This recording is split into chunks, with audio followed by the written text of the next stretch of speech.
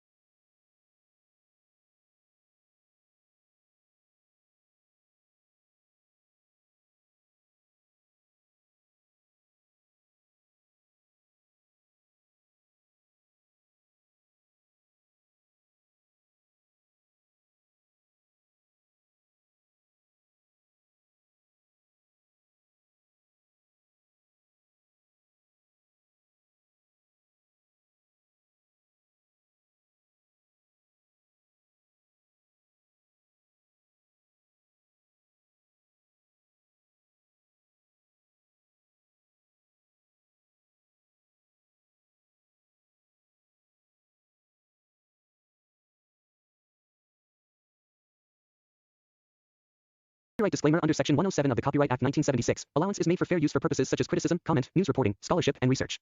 Fair use is a use permitted by copyright statute that might otherwise be infringing. Nonprofit, educational, or personal use tips the balance in favor of fair use.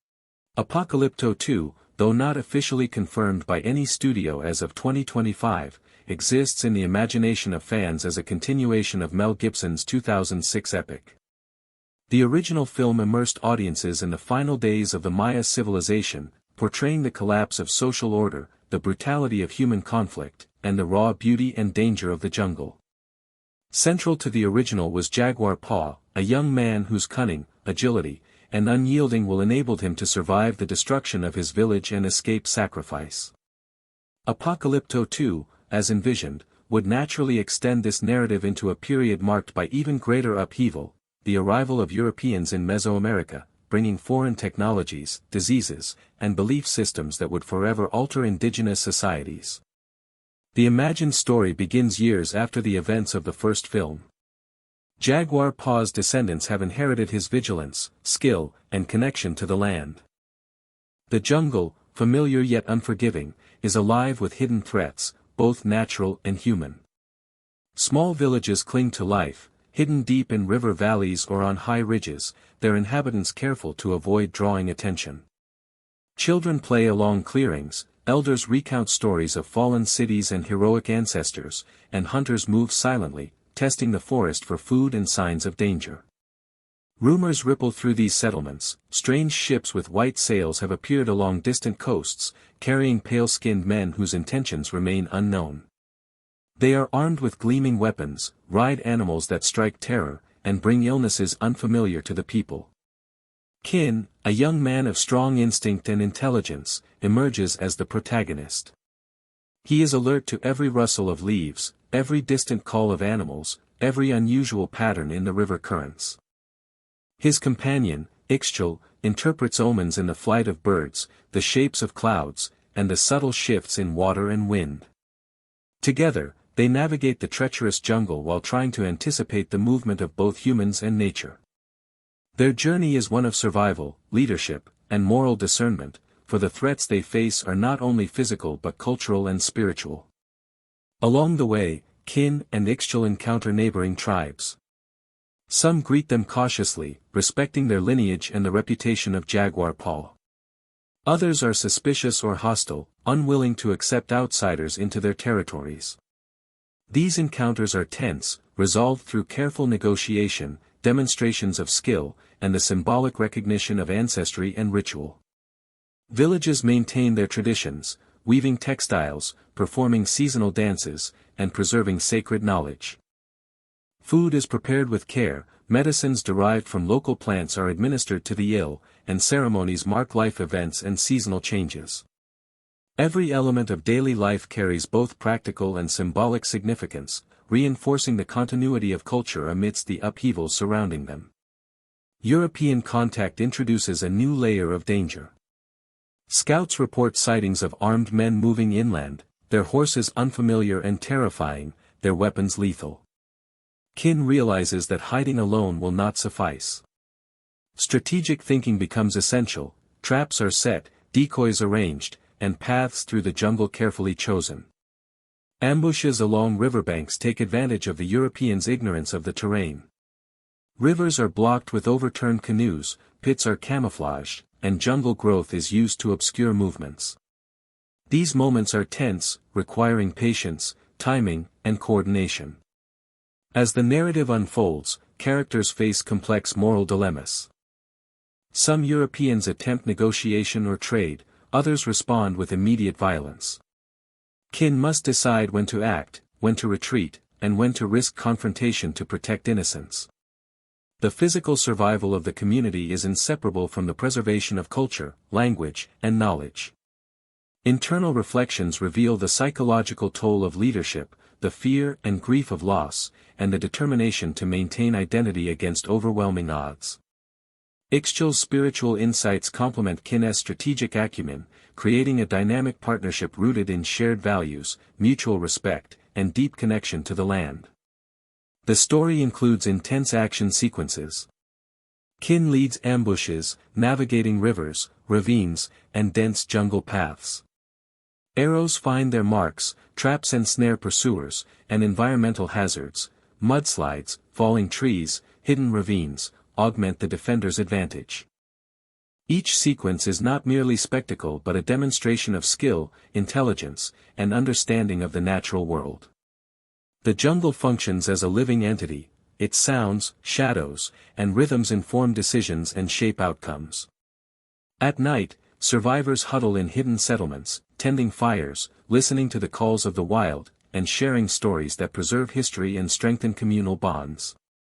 Disease spreads as an unseen threat, a grim reminder of the catastrophic impact of foreign contact. Fevers, weakness, and sudden death strike without warning. Kin and Ixchel administer herbal remedies, isolate the ill, and make agonizing choices about resource allocation. These sequences highlight the intersection of physical survival, moral responsibility, and cultural preservation. Communities adapt, sacred spaces become shelters, rituals evolve to accommodate crisis, and knowledge is transmitted urgently to younger generations. Alliances with other tribes strengthen over time. Trade, shared intelligence, and coordinated defenses are arranged. Trust remains fragile, and occasional betrayal introduces tension. But moments of solidarity, shared rituals, combined hunting efforts, and mutual aid, reinforce communal resilience. These interactions illustrate the importance of cultural cohesion and knowledge sharing in the survival of societies under extreme pressure. The climax of the story unfolds with a coordinated defense against a major European incursion. Rivers, forests, and villages are leveraged to outmaneuver invaders. Traps and natural obstacles slow the advance. Weather intervenes, with storms and heavy rainfall affecting visibility, movement, and morale. Kin and allied tribes execute strategies that blend stealth, force, and environmental mastery. The Europeans, despite superior weaponry, face disorientation and attrition, highlighting the advantages of local knowledge and coordination. Losses are significant, but critical victories allow survivors to regroup and continue preserving culture and community. The resolution focuses on legacy and reflection. Survivors consolidate into hidden settlements, performing rituals to honor ancestors and transmitting knowledge to children. Kin and Ixchel reflect on the enduring struggle. While the immediate threat has been mitigated, the arrival of Europeans represents an ongoing challenge. Cultural preservation becomes as vital as physical survival, with oral traditions, rituals, and communal memory serving as the backbone of resilience. The jungle, ever present, is both protector and test, shaping the fate of those who inhabit it. Throughout this imagined narrative, the balance of action, cultural authenticity, and historical plausibility remains central. Characters are multidimensional, with rich inner lives and complex moral frameworks. Environmental details, rivers, forests, wildlife, and settlements, play active roles in shaping plot and tension. Daily life, rituals, and spiritual practices are interwoven with moments of conflict and strategy, highlighting the inseparability of cultural identity and survival. Action sequences are grounded in logic and skill, avoiding spectacle for its own sake while emphasizing tension, strategy, and human ingenuity. Apocalypto 2, as conceived in fan imagination, honors the original film's immersive approach while expanding its scope. Themes of identity, resilience, and adaptation are explored against the backdrop of historical upheaval. The narrative illustrates the multidimensional nature of survival: physical, intellectual, emotional, and cultural. The speculative story envisions the challenges faced by indigenous communities encountering foreign forces, showing the human capacity for ingenuity, cooperation, and perseverance. The days following the initial repulsion of the strangers were filled with intense activity in the village, though the atmosphere remained tense. Every sunrise brought renewed vigilance, as the community worked to reinforce their homes, cultivate food, and maintain spiritual balance.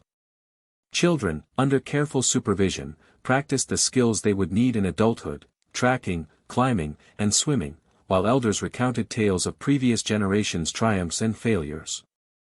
Lessons were embedded in play, song, and ritual, a seemingly simple game could teach a child the art of evasion, or the rhythm of a ceremonial drum could encode the steps of a tactical maneuver. Tlaloc observed these activities with both pride and concern, recognizing that the resilience of his people depended not only on survival in the present but on the successful transmission of knowledge to the next generation. The jungle, dense and unpredictable, continued to shape the daily existence of the villagers.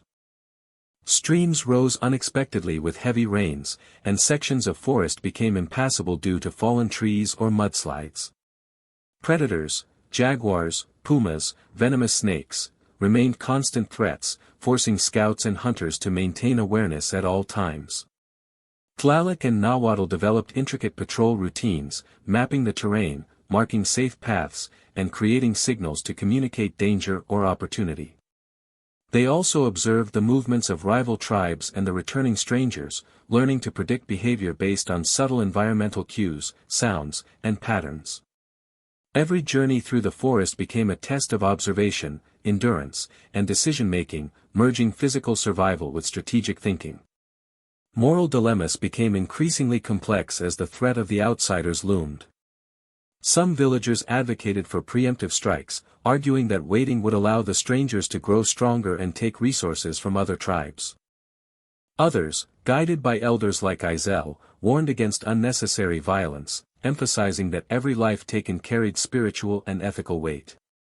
Tlaloc found himself navigating these debates carefully, understanding that his decisions would set precedents and define the moral character of his leadership.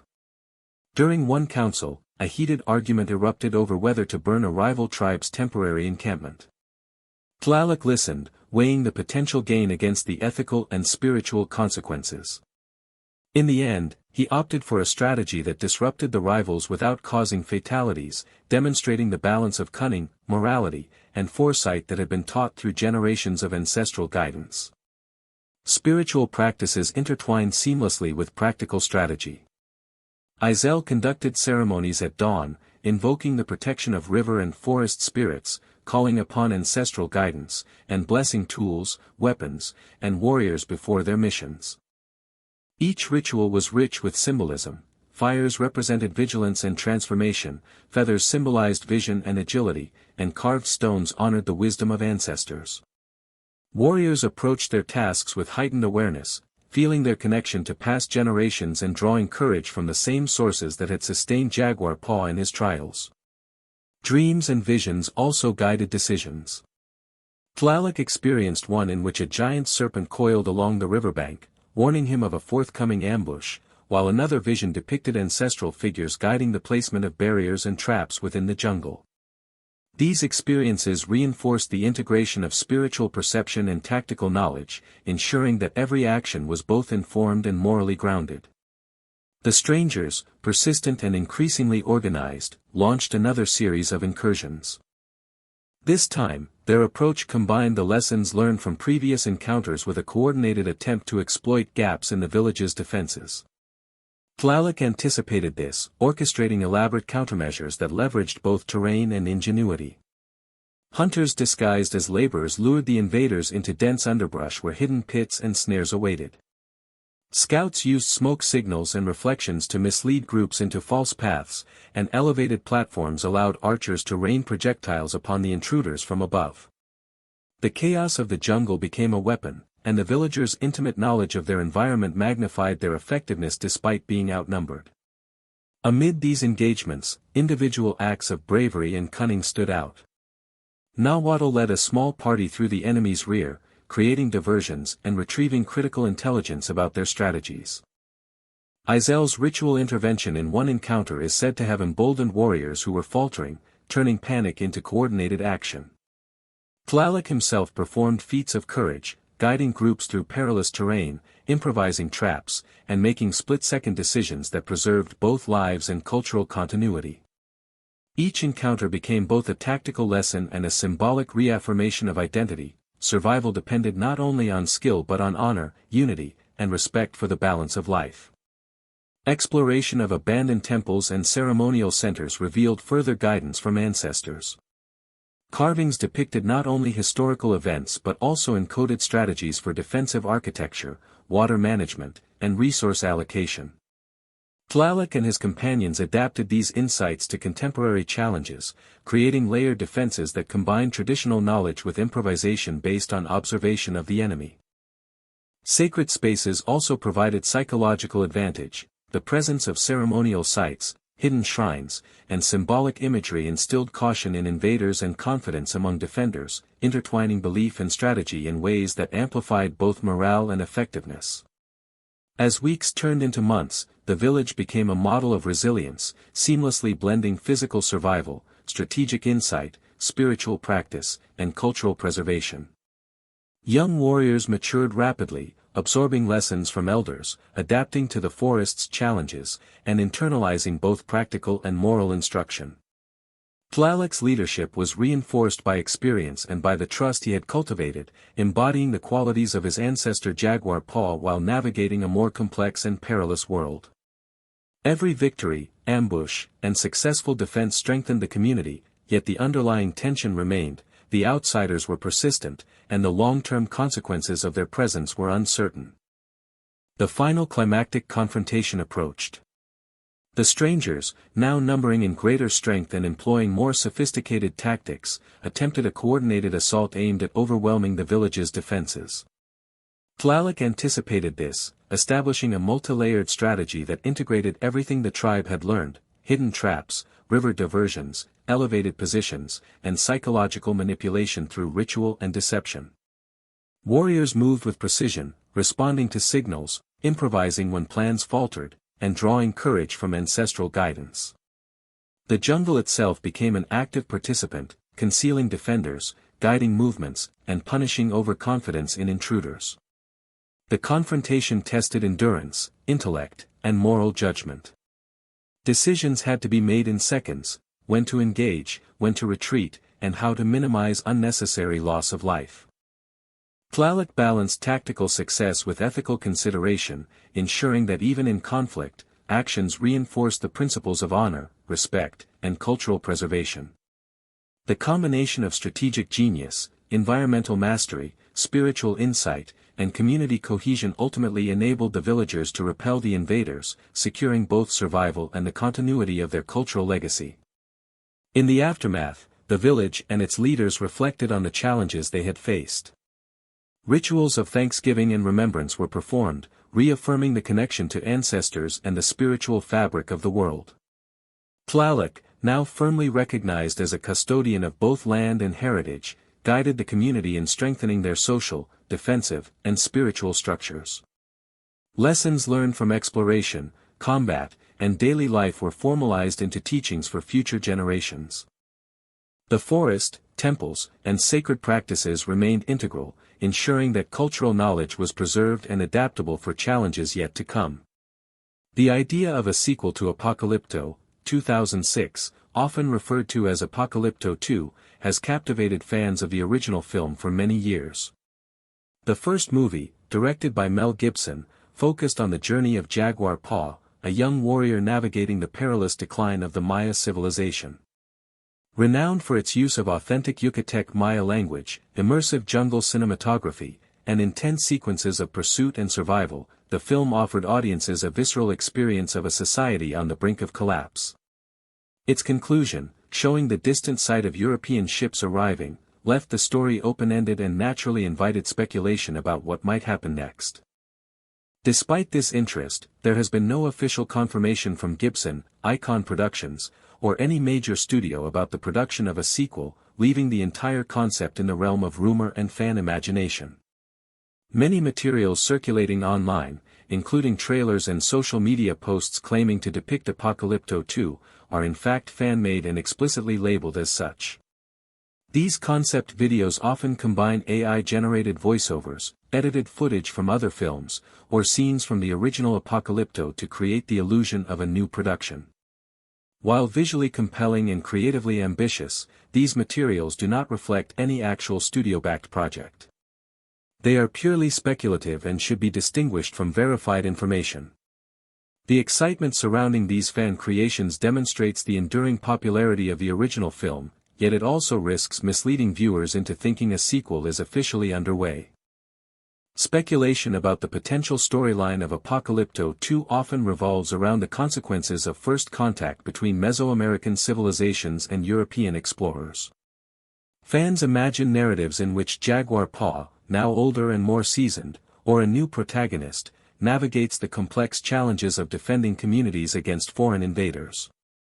These imagined plots explore themes of cultural survival, resistance, adaptation, and identity, as societies confront unprecedented change.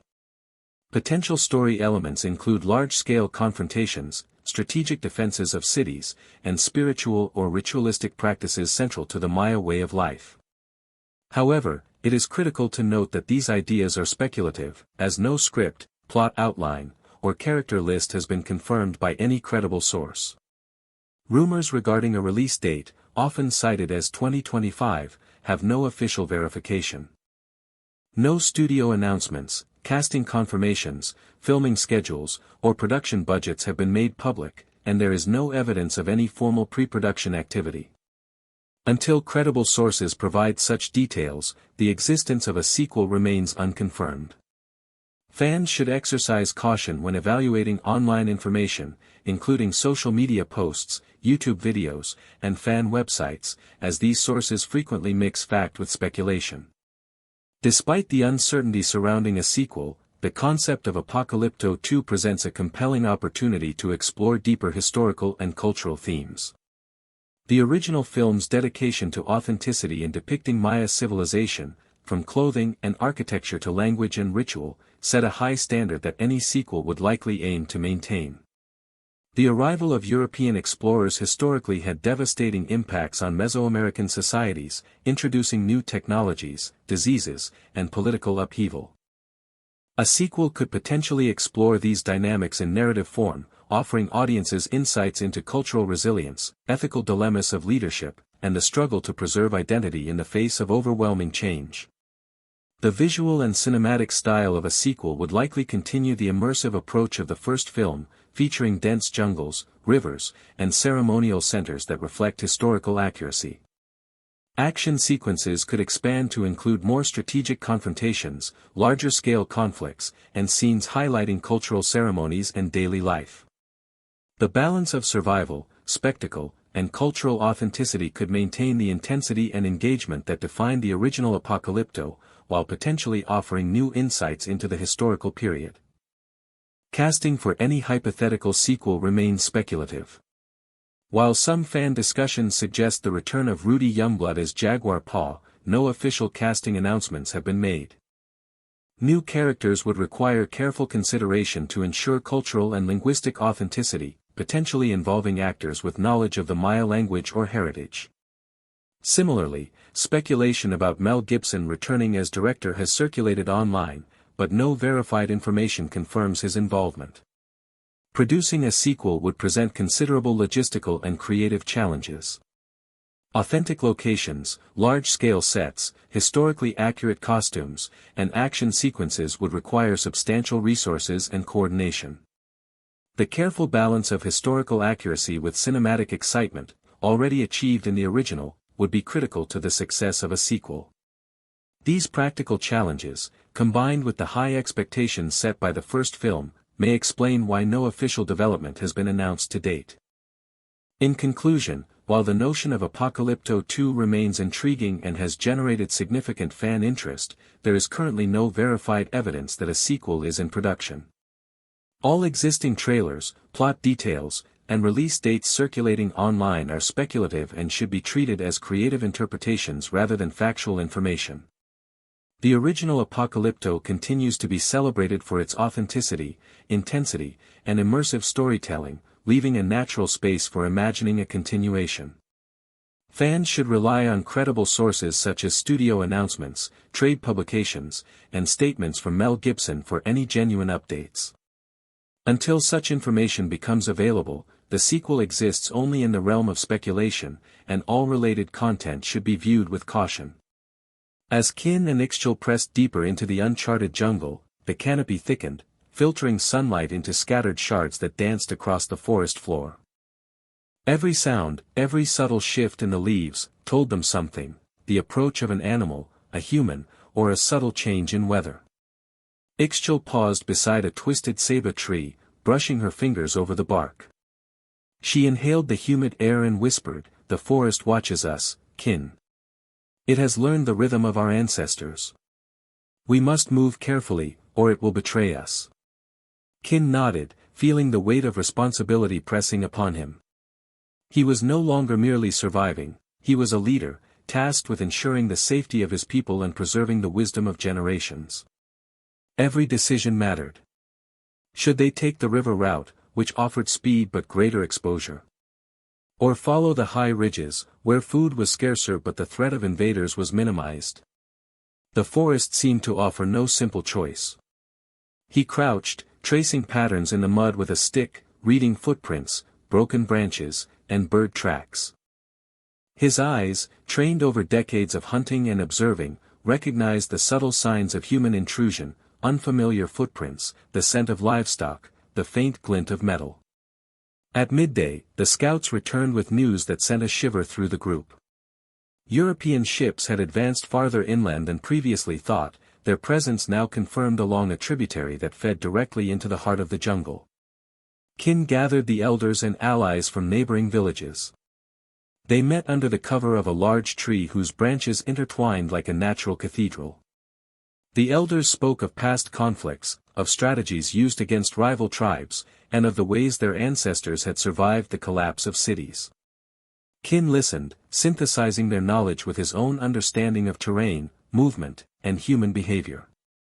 "We cannot fight them directly," Kin said finally, voice low but commanding. "Their weapons are unlike anything we know. But the jungle is ours. It will hide us, protect us, and fight for us if we know how to use it." Ixchel stepped forward, her gaze unwavering. "We can read their patterns," she said. "We can predict where they will go, how they will move, even how fear will guide them. They do not know this land. They do not know its rhythms. We will use that." Over the next days, they prepared. Pit traps were dug and carefully camouflaged with foliage, tripwires connected to sharpened stakes, river obstacles constructed to overturn canoes. The villagers moved silently, communicating through gestures and subtle sounds, each person understanding the part they played in the larger design. Kin worked alongside them, demonstrating techniques, teaching younger warriors how to read the forest and anticipate danger. Ixchel monitored the environment, noting shifts in wind, water, and wildlife, interpreting omens that indicated the best times to move or hide. At dawn on the seventh day, the European scouts arrived, their ships glinting in the mist. Horses carried men in armor unfamiliar to the jungle's eyes. The first encounter was swift and chaotic, arrows flew, traps claimed their victims, and the forest itself seemed to resist the invaders. Trees fell, whether by accident or carefully timed efforts of Kin's team, blocking paths. Mudslides diverted streams, slowing the advance. The Europeans were strong, but their strength was unsuited to the environment. Within the village, the elders observed from a distance, chanting prayers for protection and guidance.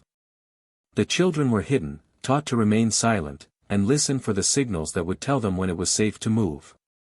Kin and Ixchel moved like shadows, coordinating ambushes, and ensuring the safety of the vulnerable. At one point, Kin whispered to Ixchel, "Every choice is a life. Every delay can mean death. We move not just with strength, but with the rhythm of the jungle itself." As the days passed, disease became an insidious enemy. Fever and weakness struck unexpectedly, claiming lives before anyone could respond. Ixchel prepared herbal remedies, isolating the ill, and teaching others how to care for them without spreading infection. The community learned quickly, survival required adaptation, not only to the visible enemy but to invisible threats that could decimate the strongest warriors. Alliances between villages grew stronger. Kin negotiated with leaders of distant tribes, arranging coordinated defenses, sharing intelligence, and exchanging resources. Trust was fragile, often tested by fear or scarcity, but the shared threat of European invasion created bonds stronger than any prior rivalries.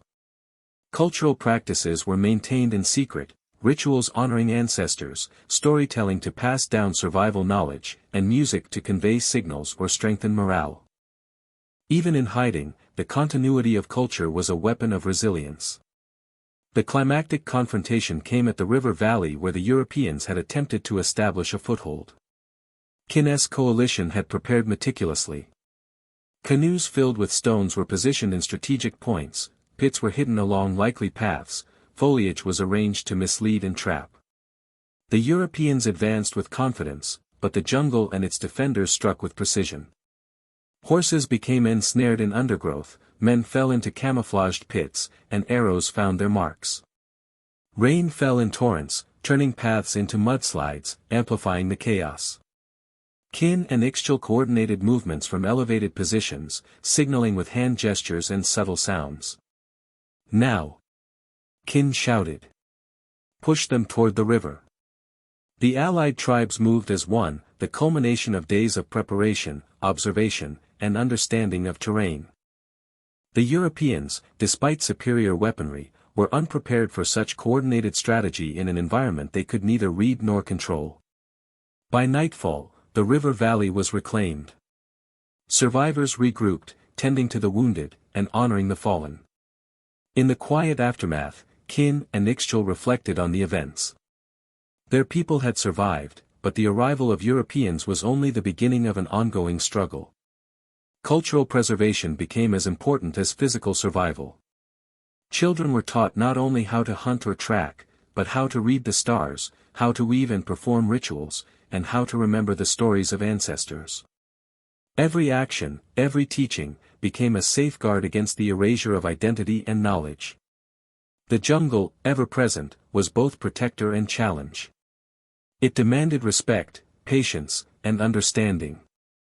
Kin understood this deeply. Survival was not simply about defeating enemies, but about harmonizing with the environment, preserving culture, and preparing the next generation. Even as new threats appeared on the horizon, the distant glint of sails in the river mist, the people moved forward with a sense of continuity, purpose, and resilience. The jungle seemed alive with anticipation, each rustling leaf and bird call carrying hidden meaning. Tlaloc and his warriors knew that the strangers were not the only threat. Rival tribes, sensing weakness or opportunity, moved stealthily through hidden trails, observing, waiting, and sometimes colluding with outsiders. These rival groups were unpredictable, some driven by fear, others by revenge or hunger for resources, and navigating their presence required not just vigilance but cunning diplomacy. Tlaloc understood that survival now meant balancing offense, defense, and negotiation, relying on both ancestral guidance and modern observation to anticipate the complex web of threats. One dawn, scouts reported movement in the eastern jungle, a convergence of both strangers and a faction of the rival tribe. Tlaloc quickly organized a small, mobile unit to intercept and divert them, knowing that confrontation in the dense undergrowth could favor the defenders. Nahuatl led a flanking maneuver, using hidden paths, vines, and narrow ravines to outmaneuver the combined force. Fires and smoke were deployed strategically to disorient, while the jungle's natural obstacles slowed the pursuers. Each decision required split-second judgment. A misplaced trap could harm allies, while hesitation could allow enemies to breach defenses. The intensity of these maneuvers tested endurance, courage, and the intimate knowledge of the forest that had been honed over generations. Amid the tactical maneuvers, betrayal threatened to fracture the village's cohesion. One young warrior, influenced by fear and promises from rival factions, attempted to reveal secret paths to the outsiders. Tlaloc's keen observation and intuition identified the deception before it caused damage. Confronting the betrayer was delicate. Punishment had to maintain moral authority without sowing resentment. Izel guided the process, blending ritual admonishment with education, emphasizing communal responsibility and the weight of ancestral expectations.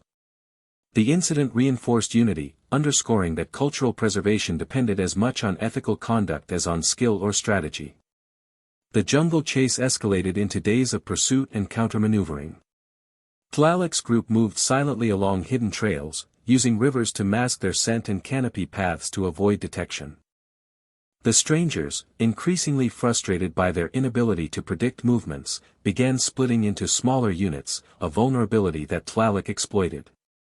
Nahuatl's reconnaissance revealed a natural bottleneck, a narrow gorge with unstable cliffs, which became the stage for a decisive ambush. The warriors prepared traps, using weighted logs, sharp stakes, and concealed pits, all coordinated with signals and ritual chants to synchronize timing. The jungle became both shield and weapon, amplifying the strategic advantage of a smaller, cohesive force over a numerically superior but unfamiliar opponent. As the climactic encounter unfolded, Tlaloc's leadership was tested to its limits. The strangers advanced cautiously, unaware of the traps hidden within the gorge. When they reached the ambush points, weighted logs fell, barriers toppled, and concealed pits ensnared their movement. Confusion spread, and the warriors moved with precision, striking where necessary while avoiding unnecessary fatalities. Every action reflected a careful balance of tactical brilliance and ethical judgment, survival without cruelty, victory without moral compromise. In the midst of the chaos, Izel's spiritual interventions, through chants and symbolic gestures, inspired courage and focus among the defenders, reinforcing the integration of faith and strategy that had guided their people for generations. Following the ambush, the retreating strangers left behind evidence of their frustration and adaptation, signaling that further incursions were inevitable. Tlaloc convened a council with elders, advisors, and the most experienced warriors to plan for the long-term defense of the village and surrounding territory. Strategies now included layered traps, rotational patrols, and hidden sanctuaries, ensuring that even if direct confrontation failed, the community could endure. Exploration of previously hidden temples and ruins continued, providing insights into resource management, water control, and symbolic markers for both spiritual and strategic purposes. Knowledge of past civilizations became a living tool, informing tactics and reinforcing cultural continuity. The narrative then delves into the deepening of cultural and spiritual life. Rituals evolved to incorporate lessons learned in the recent conflicts, dances symbolized strategic movements, songs encoded reconnaissance signals, and myths were adapted to emphasize adaptability and vigilance. Young warriors internalized these lessons, understanding that the jungle itself was both teacher and ally. Elders emphasized that survival required a balance of courage, wisdom, and moral integrity, and that the community's cohesion was as vital as individual skill. Tlaloc emerged as both warrior and sage, embodying the legacy of Jaguar Paw while guiding his people through unprecedented challenges. In the final chapters of the imagined sequel, a decisive confrontation occurs when the outsiders attempt a coordinated night assault, aiming to catch the village unprepared. Tlaloc's meticulous planning ensures success. Patrols detect early movements, signal fires coordinate ambush positions, and hidden paths allow safe evacuation if necessary. Traps and obstacles slow the invaders, while the warriors' knowledge of terrain and jungle behavior maximizes efficiency. The confrontation is intense and dangerous, yet controlled, reflecting the culmination of months of preparation, learning, and adaptation. Even amidst chaos, Tlaloc's ethical and strategic framework ensures that actions taken are precise, minimizing unnecessary loss of life while securing the survival of the community. Following the final engagement, the village celebrates victory, not as conquest but as reaffirmation of resilience, unity, and cultural preservation. Rituals of thanksgiving, storytelling, and remembrance are performed, honoring both the living and the ancestors who guided them. Tlaloc reflects on the journey, the integration of spiritual insight, environmental mastery, ethical judgment, and tactical acumen ensured survival in a complex and dangerous world. The children, having participated in both training and cultural ceremonies, now embody the lessons of past and present, prepared to face future challenges with the wisdom of their elders and the courage of their ancestors. The forest, temples, and sacred sites remain central, symbolizing continuity, adaptation, and identity. While the threat of outsiders persists in the wider world, the village has demonstrated that survival is achievable through unity, strategy, and respect for both nature and tradition. The legacy of Jaguar Paw endures, not only in Tlaloc's leadership but in the cultural knowledge, spiritual practice, and ethical guidance that permeate every aspect of community life. The story concludes with a reflection on resilience, adaptability, and the enduring importance of cultural continuity, offering a vision of survival that transcends immediate conflict and situates the people within a living, dynamic relationship with their environment and history. The story of Apocalypto 2, though still unconfirmed, begins naturally where the original Apocalypto left audiences, with the ominous sight of European ships on the horizon. The first film, directed by Mel Gibson, immersed viewers in the final days of the Maya civilization through the perspective of Jaguar Paw, a young warrior whose village is attacked, forcing him into a desperate struggle for survival.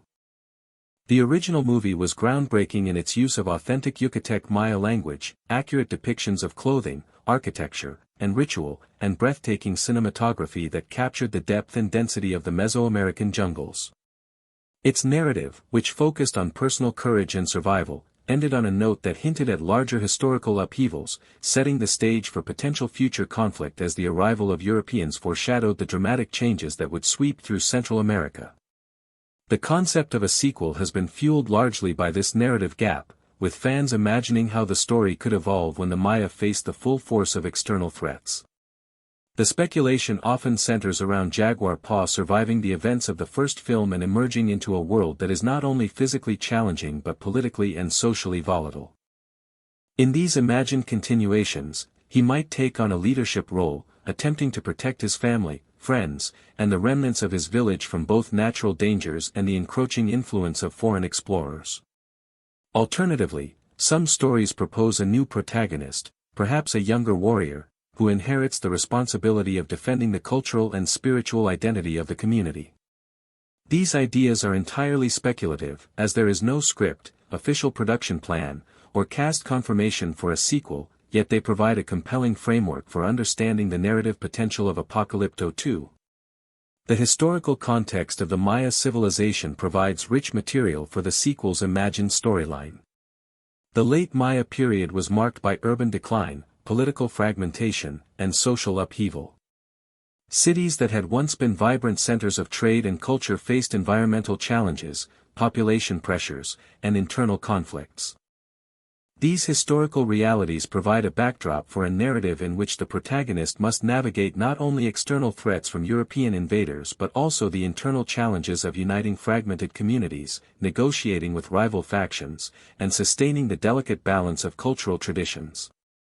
Any sequel set in this period would have the opportunity to explore these dynamics, portraying the complex social structures, religious ceremonies, and community rituals that defined Maya life while also illustrating the fragility and resilience of their society.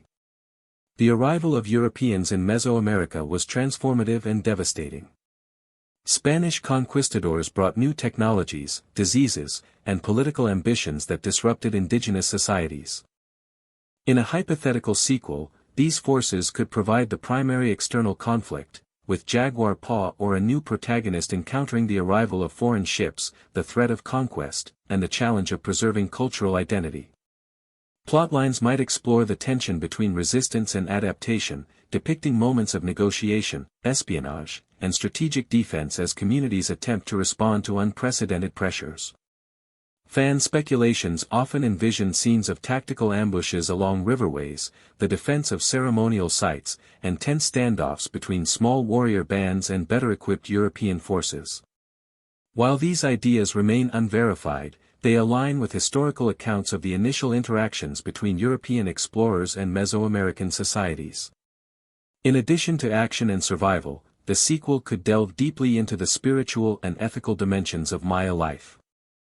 The first film depicted the intensity of religious rituals, human sacrifice, and the role of spiritual leaders in guiding community decisions. A sequel might expand on these themes, exploring how spiritual beliefs shaped responses to existential threats, how leaders justified difficult decisions, and how communities balanced tradition with adaptation in the face of unprecedented change. Ethical dilemmas, such as whether to flee, fight, or negotiate with invading forces, could provide rich character development opportunities, illustrating the moral and psychological complexity of survival in a turbulent era. Cinematic considerations for the sequel would also play a critical role in bringing this story to life. The original Apocalypto was praised for its immersive visual style, combining sweeping jungle panoramas, river sequences, and detailed representations of urban centers with intense close-up action.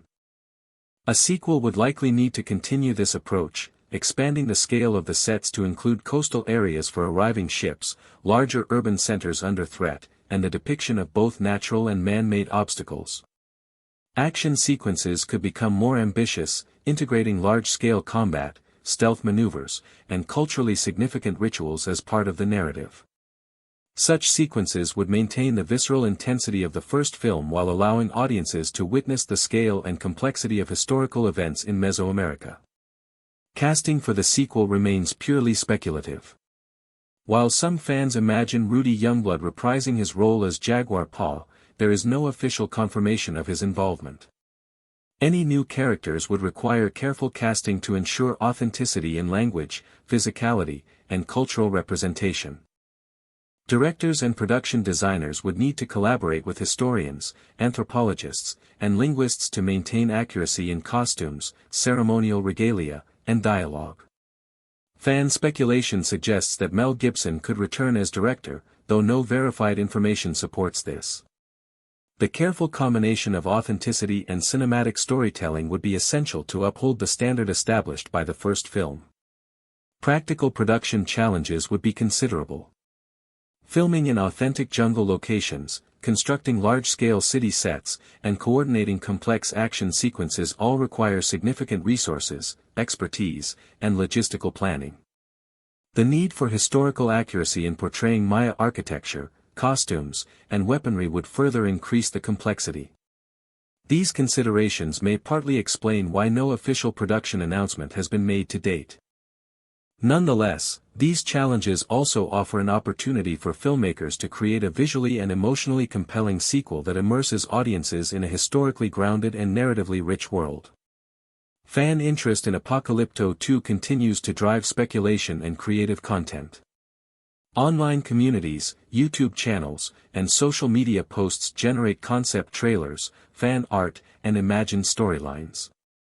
While these materials are speculative and not verified by studios, they reflect the enduring impact of the original film and the desire for a continuation of its story. The persistent curiosity about a sequel underscores the original film's ability to create a lasting connection with audiences, who are eager to explore the next chapter in the saga of Jaguar Paw and his people. In conclusion, the concept of Apocalypto 2 remains entirely speculative, with no confirmed production, cast, or release date. All fan-made trailers, plot outlines, and online speculation should be considered creative interpretations rather than factual information. The original Apocalypto continues to be celebrated for its historical authenticity, immersive storytelling, and visceral intensity. Any potential sequel could build on these foundations, exploring the arrival of European explorers, the challenges of cultural survival, the ethical dilemmas of leadership, and the spiritual and social dynamics of the Maya civilization. Until official announcements are made through credible sources, the sequel exists solely in the imagination of fans, offering a rich opportunity to explore both historical reality and cinematic possibility. The days after the River Valley confrontation were tense but filled with purpose. Survivors moved carefully, repairing their villages and reinforcing natural defenses. Kin walked through the paths he had memorized as a boy, noting which areas could be used to trap future intruders, which rivers could be dammed to slow movements, and which ridges offered safe vantage points. Ixchel walked beside him, her senses attuned to the subtle shifts in air, wind, and animal behavior. "The forest changes," she murmured. "Even it learns from our movements. We must remain unpredictable." Villagers engaged in daily routines, yet every task carried the weight of vigilance. Women prepared meals over small fires, grinding maize and tending squash patches. Children were taught to move silently, observe the environment, and understand the language of birds and animals. Elders instructed youth in stories of past victories and defeats, emphasizing that wisdom and caution were as vital as strength and courage. Music and ritual continued in secret, drums and flutes signaling gatherings, conveying warnings, and preserving history. The spiritual dimension of survival was as important as the physical. Each song, each dance, and each prayer reinforced the community's identity. Meanwhile, scouts reported new European movements upstream. Unlike the first small advance, this force seemed coordinated, larger, and better prepared. Armor glinted in the sunlight, unfamiliar weapons and animals made their presence ominous. Kin and Ixchel convened a council with allied tribes. Strategies were discussed, debated, and refined. Should they avoid confrontation entirely, relying on the jungle to conceal them? Should they attempt negotiation or deception, drawing invaders into traps? Every choice involved risk, and each decision weighed heavily on the leaders. The coalition implemented layered defenses. Hidden pits were expanded, false paths created to mislead intruders, and decoy camps set up to draw attention away from true settlements. Ambush points were carefully chosen along riverbanks, with arrows, spears, and makeshift siege tools ready. Kin trained younger warriors in stealth, coordination, and adaptive thinking. Ixchel analyzed environmental signs, predicting rain, river levels, and animal behavior to determine the optimal moments to act. Their partnership was seamless, Kin combining tactical knowledge with physical skill, Ixchel integrating intuition and observation to guide strategy. When the European force finally advanced, the jungle became a labyrinth of peril for the invaders. Canoes tipped, horses became ensnared in undergrowth, and men fell into camouflaged pits.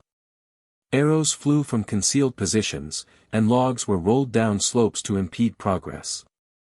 The clash was brutal, but the defenders used knowledge and ingenuity to offset the technological advantage of the Europeans.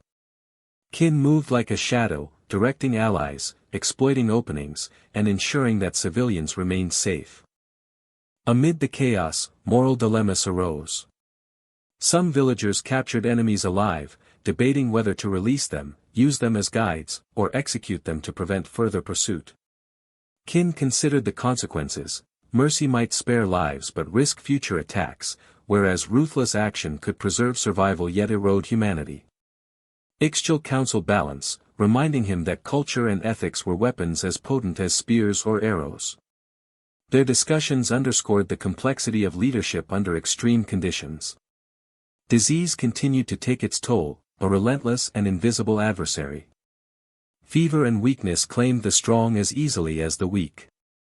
Kin and Ixchel oversaw care, using herbal remedies, isolation techniques, and careful observation to minimize spread. The community adapted, with children learning hygiene practices, elders sharing knowledge of medicinal plants, and families cooperating to maintain safety. The jungle itself became a source of both danger and solution. Plants, animals, and water sources offered both healing and hazard. In quieter moments, Kin reflected on his people's resilience. Every challenge had taught lessons: patience, observation, foresight, and the value of collective action. Even the smallest victories mattered, whether recovering a lost child, securing a water source, or preserving a sacred grove. Ixchel's guidance was constant, emphasizing the spiritual as well as the practical. "We endure not because we are strong," she said, "but because we understand our world, respect it, and adapt." Weeks passed, and the coalition's strategies matured. Scouts reported European troops splitting into smaller groups, scouting separately, and unknowingly walking into traps. Kin's team exploited this. One group misled the Europeans with decoy signals, while another prepared ambushes along narrow paths. Fires were set strategically, not to destroy, but to manipulate perception and movement. Rain and mist were used as cover. Every detail of the environment was a weapon in the hands of those who knew it intimately. The final confrontation approached at a narrow mountain pass, the only route to the heart of several villages. Kin's coalition had prepared extensively. Rocks were positioned above slopes to tumble on intruders, hidden snares lined the ground, and archers waited silently in concealed positions. Ixchel observed the wind, noting how arrows could travel farther or shorter distances depending on gusts, and advised on the optimal timing. Civilians were evacuated to hidden caves and riverbanks, guided by trusted elders and scouts. The battle was intense. Europeans, confident in their armor and weapons, were disoriented by the terrain. Horses slipped on mud, men fell into pits, and arrows struck from unseen positions. The defenders used every advantage, ambush points, the dense jungle, and coordinated signaling. Qin moved from point to point, directing movements, encouraging allies, and ensuring the safety of the vulnerable. Ixchel's insights proved critical, her understanding of environmental cues allowing precise strikes and strategic retreats when necessary. By nightfall, the European force was forced to withdraw, battered and confused, leaving the villages intact but scarred. Afterward, Qin and Ixchel led the survivors in ceremonies of gratitude and remembrance. Fires were lit to honor those lost, and elders recounted the stories of bravery and cunning that had ensured survival. Children were taught not only survival skills but also cultural knowledge, songs, rituals, history, and moral guidance. Every act became a means of preserving identity in the face of an uncertain future. The jungle, as ever, remained both a protector and a challenge. Qin reflected that survival was not merely defeating enemies, it was preserving knowledge, culture, and humanity. The distant sight of European sails on the horizon reminded him that vigilance could never cease. Yet the people moved forward with hope, guided by leadership, wisdom, and the unbreakable bond between community and land. With the immediate threat of outsiders and rival tribes temporarily abated, the village shifted focus to rebuilding and strengthening its foundations. The survivors moved with renewed purpose, tending to homes damaged in skirmishes, restoring pathways, and reinforcing barriers along the forest edge. Every action was deliberate, combining practicality with symbolism. Barricades were aligned with the cardinal directions, as dictated by ancestral teachings, to ensure balance and harmony. Sacred stones were repositioned at key intersections, serving both as markers for travelers and as spiritual anchors, connecting daily survival with the continuity of belief. Children, who had watched, learned, and even participated in aspects of defense, now helped adults rebuild, understanding that labor itself was a form of education and preservation. The rituals that had guided the warriors and villagers during conflict now extended into daily life.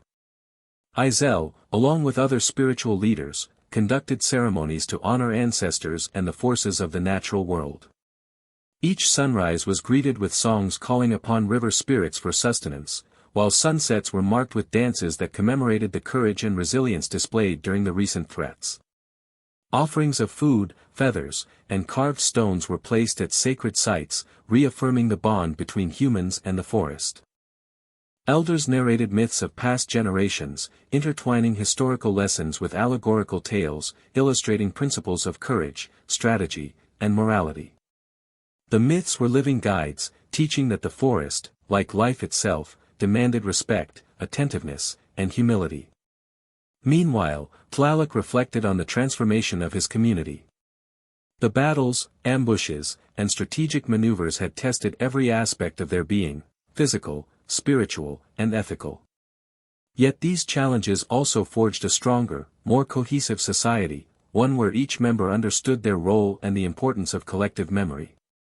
Young warriors had grown in skill and wisdom, scouts mastered the terrain, and spiritual leaders maintained the community's moral and cultural compass. Tlaloc's leadership, shaped by ancestral guidance and honed through lived experience, had ensured survival not merely as a temporary victory but as a long-term preservation of identity, culture, and knowledge. Exploration of the abandoned temples and ruins became both practical and symbolic. The structures, some partially reclaimed by jungle vines, revealed sophisticated knowledge of water management, agriculture, and defensive design. Tlaloc and Nahuatl studied the inscriptions, learning how to create hidden cisterns, elevate dwellings to avoid flooding, and design pathways that could slow or mislead intruders. Izel interpreted ceremonial spaces and carvings, connecting their lessons to ongoing spiritual practices. Each temple visit strengthened the link between the past and present, reminding the villagers that their survival depended not only on immediate action but on understanding and honoring the knowledge of those who had walked the same land centuries before. The ethical lessons of the past conflicts continued to shape decisions.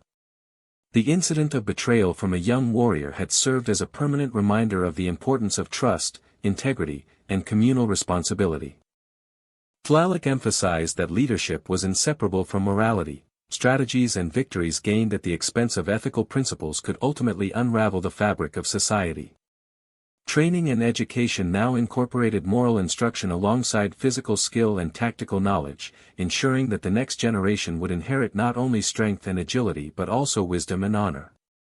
This integration of values fortified both individual character and collective resilience.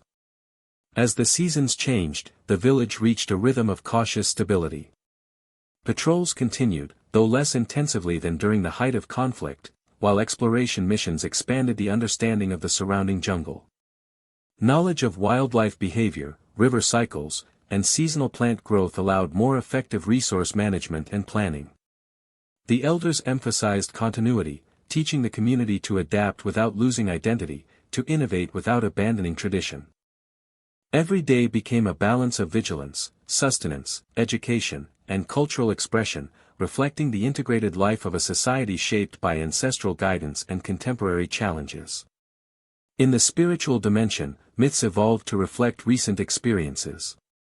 Stories of the strangers, rival tribes, and the clever strategies employed by Tlaloc's people were woven into allegorical tales. The jungle itself became a character within these stories, a living entity that demanded respect, rewarded ingenuity, and punished hubris. Ritual masks depicted jaguars, eagles, serpents, and river spirits, symbolizing strength, vision, wisdom, and adaptability. Songs and dances encoded movement patterns, signaling techniques learned through observation of enemy behavior. Young children absorbed these teachings, learning indirectly through play and performance the principles that ensured survival, harmony, and continuity. The final resolution emphasized the enduring legacy of Jaguar Paw through Tlaloc and his people. The community had faced overwhelming odds, navigated moral and strategic complexities, and integrated spiritual wisdom with practical skill. Their victories were measured not solely in the repulsion of outsiders but in the preservation of knowledge, culture, and cohesion.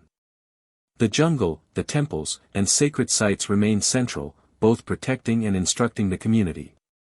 Tlaloc, now fully recognized as a leader in the mold of his ancestor, guided his people with courage, ethical insight, and strategic foresight.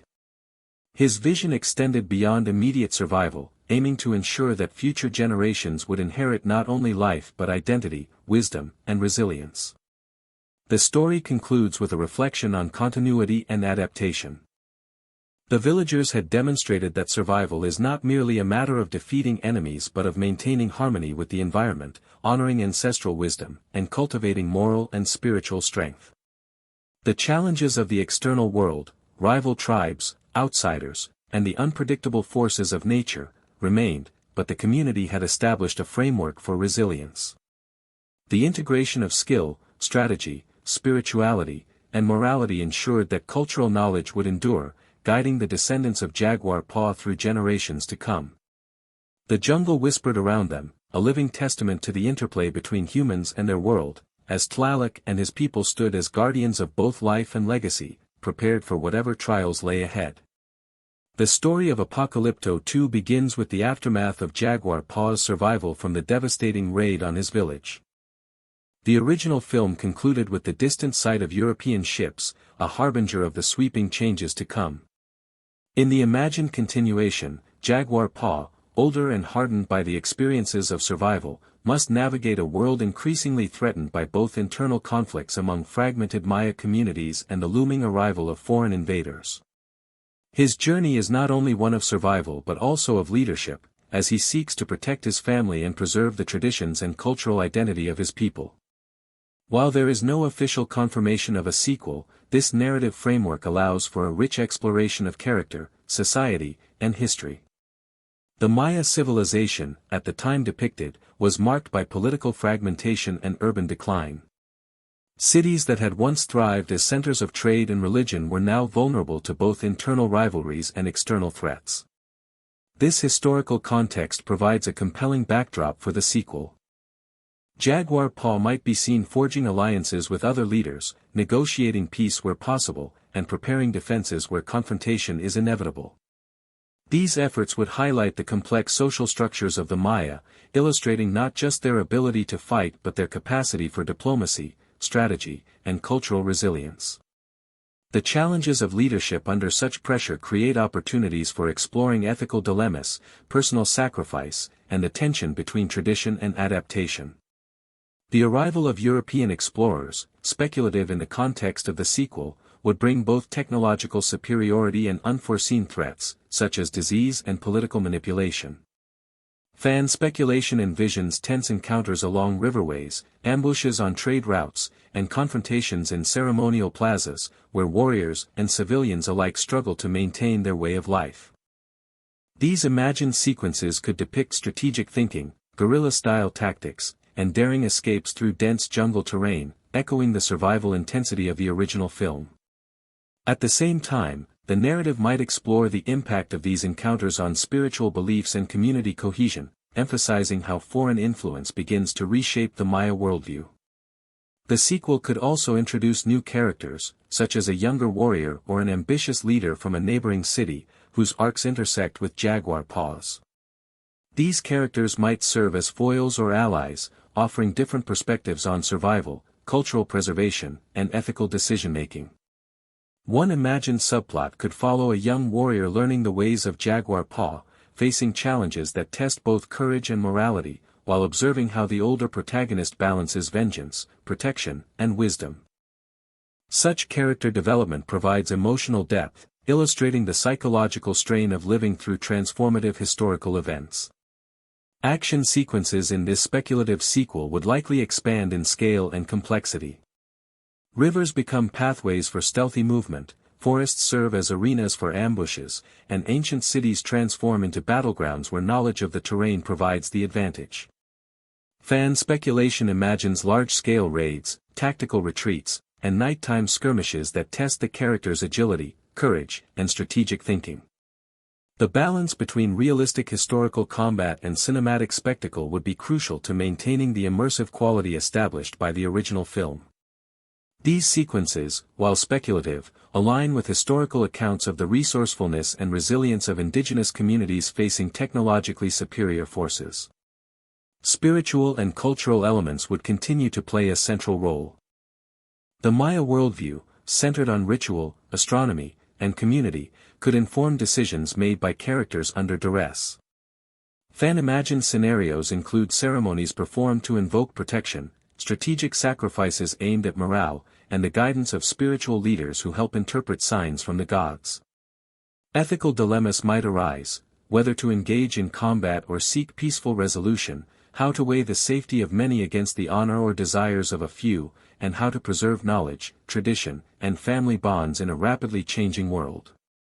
These elements offer narrative richness beyond physical survival, emphasizing the complexity of Maya society and the moral universe in which the characters operate. Cinematically, a sequel would continue the immersive visual style of the original film. Sweeping jungle vistas, intricate city layouts, rivers, and temples provide a stage for both action and reflection. Scenes could juxtapose the beauty and danger of the environment, jaguars stalking the night, rivers concealing hidden threats, and ceremonial centers echoing with chants and music that tie the community to its heritage. Lighting, sound, and practical effects would enhance the tension, immersing the audience in a world where every step could be a matter of life or death. These imagined sequences reinforce the narrative stakes and maintain the raw intensity that defined Apocalypto. Casting for the sequel, speculative as it is, would need to honor the cultural and linguistic authenticity of the Maya. Fan discussions suggest the potential return of Rudy Youngblood as Jaguar Paw, though there is no confirmation.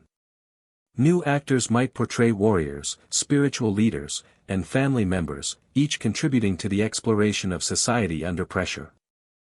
Language, physical performance, and cultural understanding would be essential, ensuring that the portrayal of Maya life remains respectful and immersive.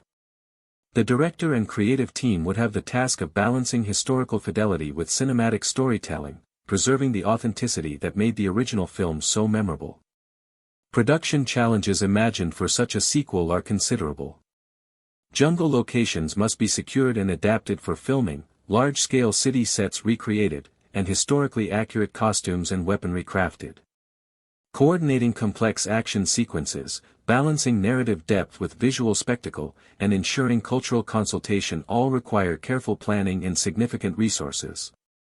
These practical challenges, while daunting, provide opportunities for creating a sequel that is not only thrilling but also educational, offering insight into the historical context of the Maya and the profound changes brought by European contact. In conclusion, while Apocalypto 2 remains entirely speculative and unconfirmed by any studio or director, the narrative potential is vast. A sequel could explore the arrival of Europeans, the challenges of survival, the preservation of culture, and the moral and spiritual dilemmas faced by a society in transition. Action, strategy, and emotional depth could coexist with historical and cultural authenticity, continuing the legacy of the original film while expanding its scope. Until verified information becomes available, all discussions of plot, characters, and production remain imaginative, reflecting both the enduring popularity of Apocalypto and the human desire to envision how stories left unfinished might unfold in times of crisis and change. The sequel opens with Jaguar Paw standing atop a hill overlooking the ruins of his village, the smoke of destroyed homes curling into the sky. He is older now, his face marked by scars and the weight of responsibility, yet his eyes burn with determination. Around him, the jungle thrums with life, birds calling overhead, the rustle of small creatures in the undergrowth, and the distant roar of a jaguar. This same jungle that had once been a place of escape and survival now becomes both his sanctuary and the stage of looming threats. News has arrived that other nearby villages are falling, whispers of strangers arriving by massive ships with strange metal weapons and unknown intentions. Jaguar Paw knows that survival alone will no longer suffice, leadership is required. In the neighboring city of Zul, a young warrior named Ahau trains tirelessly with his companions, learning the ways of strategy, tracking, and stealth. His mentor, an elder named Kinich, speaks of the past victories and mistakes of their ancestors, warning Ahau of the dangers of pride and impulsivity. Strength alone does not protect a village, Kinich tells him. Wisdom, unity, and courage are what will endure. Ahau watches Jaguar Paw's figure from afar, recognizing in him a symbol of hope and experience. Their eventual meeting is imagined as a moment of tension and respect, where the old warrior imparts lessons shaped by hard-earned suffering. Meanwhile, the first signs of European arrival ripple across the coastline. In the early morning mist, tall masts of ships emerge, and a glint of metal shines in the sunlight. Rumors spread among villagers, some in disbelief, others filled with dread. Jaguar Paw observes quietly, knowing that these newcomers carry unknown weapons, unfamiliar tactics, and deadly diseases. The tension is compounded by internal rivalries. Not all Maya city-states are aligned, and some leaders consider negotiating with the strangers, while others prepare for resistance. Scenes imagined for this sequence show clandestine meetings in riverine villages, scouts slipping through the jungle to assess enemy positions, and families huddled in hiding, preparing for sudden violence. As the narrative unfolds, Jaguar Paw and Ahau develop a mentor-protege relationship. They traverse rivers in dugout canoes, stealthily passing enemy patrols and setting traps along narrow pathways. One imagined ambush involves luring a small group of invaders into a narrow canyon lined with sharpened stakes, combining the ingenuity of the Maya with their intimate knowledge of the terrain. The tension is heightened by the constant threat of discovery, the sounds of approaching footsteps, and the visual majesty of the jungle that both conceals and challenges them. Dialogue snippets in this imagined scene include whispered commands, quick strategizing, and moments of shared humor that reveal humanity amidst danger. Meanwhile, the spiritual dimension of Maya life continues to influence decisions. Priests and elders conduct ceremonies to seek guidance, interpret omens, and boost morale. Jaguar Paw consults with the village spiritual leader, who warns that failure to respect the gods could invite disaster. Scenes depict ritual dances, offerings, and the preparation of sacred objects, showing how deeply intertwined belief, culture, and survival are. Ethical dilemmas arise: should they fight, flee, or attempt to negotiate? Should they risk young lives for the defense of sacred sites? These imagined moral challenges provide narrative depth and explore the psychological complexity of characters living under extreme pressure. As tensions escalate, Jaguar Paw must confront betrayal and conflicting loyalties within his own community. A rival leader in a nearby city sees the European arrival as an opportunity to seize power, undermining the fragile alliances that could provide safety. Scenes depict covert confrontations, heated arguments, and difficult decisions, with Jaguar Paw navigating the delicate balance between vengeance, diplomacy, and survival. Ahau witnesses these moments, learning that leadership is not only about physical courage but also about judgment, patience, and ethical integrity. The young warrior's arc progresses alongside Jaguar Paw's, showing the transmission of knowledge, experience, and moral guidance. Action sequences escalate in scale, blending strategy, environment, and suspense. Villages are attacked under cover of darkness, with narrow jungle paths, rivers, and cliff faces providing natural obstacles. Characters use guerrilla tactics, hidden traps, and the terrain to their advantage, while the threat of invaders with unknown weapons heightens stakes.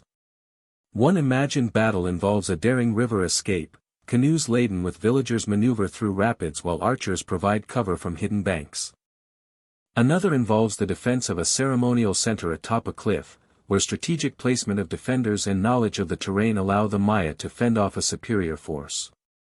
Each action sequence combines historical plausibility with cinematic excitement, highlighting the ingenuity and resilience of indigenous societies. Meanwhile, personal stakes continue to drive the narrative.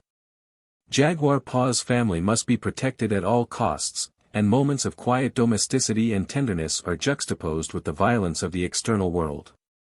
Ahau faces challenges of his own, including moments of doubt, fear, and the moral burden of responsibility for others. Dialogues, imagined vividly, reveal human vulnerability, whispered conversations under the stars, disputes over strategy, and the emotional weight of witnessing suffering. These personal moments balance the grand scale of historical and military conflict with intimate human drama. Throughout the narrative, the impact of European arrival is gradually revealed. Diseases unseen in Mesoamerica, combined with superior weaponry, begin to destabilize communities. Jaguar Paw and Ahau must adapt, forming unconventional alliances and rethinking traditional strategies. Scenes depict the spread of disease through trade routes, the collapse of nearby settlements, and the psychological toll on survivors. The narrative explores not just physical survival but cultural resilience, showing how beliefs, rituals, and shared history provide the cohesion necessary for a society under extreme duress. In conclusion, the imagined Apocalypto 2 narrative weaves together survival, strategy, leadership, cultural identity, and moral complexity, creating a rich and immersive continuation of the story left open by the first film. Jaguar Paw's journey, intertwined with the growth of Ahau and the unfolding challenges of European contact, provides both action-driven and deeply human storytelling. While entirely speculative, this extended narrative demonstrates the potential for a sequel that respects historical authenticity, maintains cinematic intensity, and explores profound themes of survival, identity, and resilience in a time of transformative change. Until any official confirmation is made, all of this remains fan imagination, but it illustrates vividly how the story could expand, providing both epic spectacle and intimate character-driven drama. The dense jungle stretched endlessly, a living, breathing entity of green that concealed dangers both known and unseen.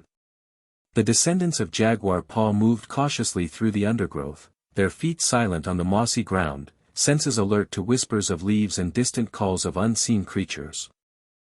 Each day demanded vigilance, lessons etched into muscle memory and instinct over generations. Unlike the world their ancestor had faced, theirs was one in transition, where old rivalries mingled with new threats, and the wind carried rumors of ships on distant waters, vessels of strange people with unknown intent and deadly tools. Though the ships were not yet in sight, their shadow had already begun to shape life in the forest. Tlaloc, a young man said to carry Jaguar Paw's spirit, moved with both pride and trepidation. His eyes were sharp, his muscles taut from years of running, swimming, and climbing.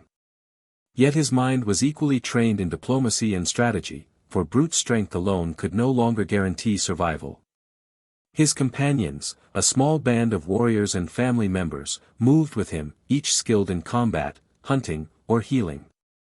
Among them was Izel, a woman whose knowledge of herbs and rituals rivaled the oldest shamans, and Nahuatl, barely 16, who had already proven his courage in leading a night ambush against a rival tribe. Village life had evolved, balancing tradition with adaptation. Elders met under open-air canopies, debating how to preserve customs while preparing for new threats. Rituals continued, their forms infused with the acute awareness of impermanence. Children learned the stories of old gods and ancestors' triumphs while mastering the practical lessons of survival, moving silently, anticipating danger, reading the wind. Fires burned constantly, signaling both protection and gathering. Music, chants, and dances encoded memory and strategy, allowing even the youngest to understand complex survival tactics through rhythm and movement.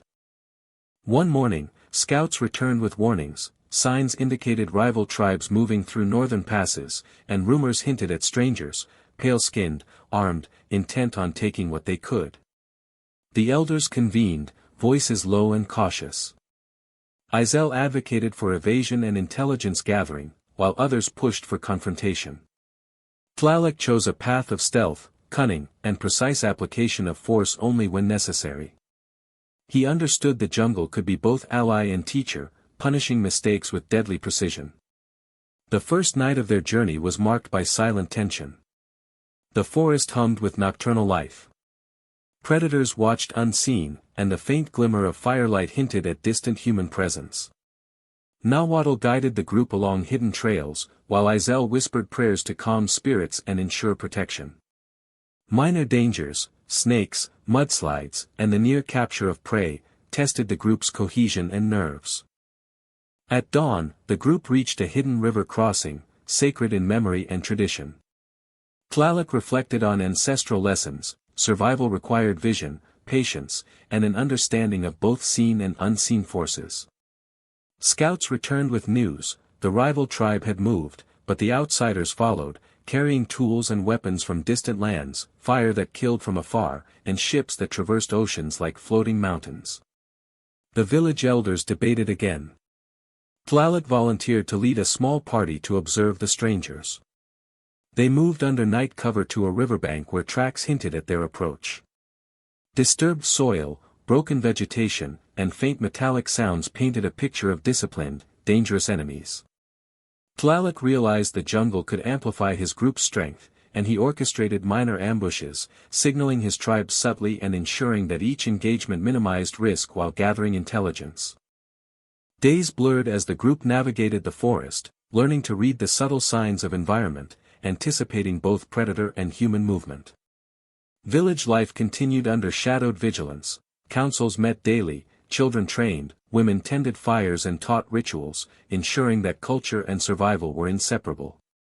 Tlaloc's relationship with Izel deepened. Her rituals connected the group spiritually to the land, calling upon ancestral protection. Night ceremonies invoked Jaguar Paw's spirit, firelight dancing on painted faces, reminding the warriors of courage, foresight, and responsibility. Tensions rose as strangers approached. They carried unfamiliar weapons, wore strange clothing, and moved with coordinated purpose. Tlaloc orchestrated ambushes, using the jungle's natural traps and hidden paths. Streams became barriers, cliffs served as vantage points, narrow trails allowed small bands to confront larger forces strategically. Knowledge and intuition guided each action, blending practicality with moral consideration. Internal tensions also tested Tlaloc's leadership. Some demanded aggressive action, others urged caution. He mediated disputes, fostering unity while balancing courage, foresight, and morality. Scouts observed enemy behavior, and Tlaloc adapted ancient lessons to contemporary challenges. Abandoned temples and forgotten ruins revealed strategies of past civilizations, defensive designs, ceremonial arrangements, and symbols that instructed both war and spiritual practice. Young warriors trained amid these ruins, learning stealth, coordination, and patience. The first clashes erupted at dawn, fog and mist concealing movements. Ambushes were executed with precision. Weighted logs fell, sharpened stakes blocked paths, and hidden pits ensnared the unprepared. Smoke and fire obscured visibility, disorienting invaders. Izel's rituals emboldened warriors, blending faith with strategy. Nahuatl led flanking maneuvers, retrieving intelligence and creating diversions. Tlaloc's decisions balanced tactical advantage with moral responsibility, ensuring the preservation of life and culture. The battles stretched over days. Tactics evolved, traps became intricate, patrols precise. Knowledge of terrain, river cycles, and seasonal plant growth enhanced both defense and mobility. Moral and ethical principles guided each confrontation, unnecessary bloodshed was avoided, deception used with careful restraint, and ancestral guidance informed decision-making. Young warriors internalized these lessons, understanding the delicate balance of courage, wisdom, and responsibility. Exploration of temples revealed further guidance, water management systems, hidden cisterns, and elevated pathways for flood avoidance. Ritual spaces inspired psychological advantage. Symbols reinforced morale and unity, teaching that spiritual knowledge could serve as practical defense. The community integrated these lessons, achieving a harmony of culture, strategy, and survival. Rival tribes and betrayal added complexity. One young warrior attempted to reveal paths to outsiders. Tlaloc, guided by intuition and observation, intercepted the betrayal. Confrontation was conducted with ritualized correction, reinforcing moral cohesion. The jungle itself became both teacher and weapon, offering concealment, guidance, and punishment. Ambushes, flanking maneuvers, and deceptive trails allowed Tlaloc's smaller, cohesive force to counter numerically superior enemies. Climactic confrontations unfolded in the gorge, where strategic ambushes immobilized key units. Fires, pits, and barriers forced invaders into traps. Warriors moved with precision, striking decisively while minimizing loss of life. Izel's chants inspired courage, while the jungle amplified the advantage of intimate knowledge. Victories were measured not by blood alone, but by survival, unity, and the preservation of cultural identity. In the aftermath, village life shifted toward reconstruction. Homes were repaired, paths restored, and sacred sites reinforced. Rituals honored ancestors and nature.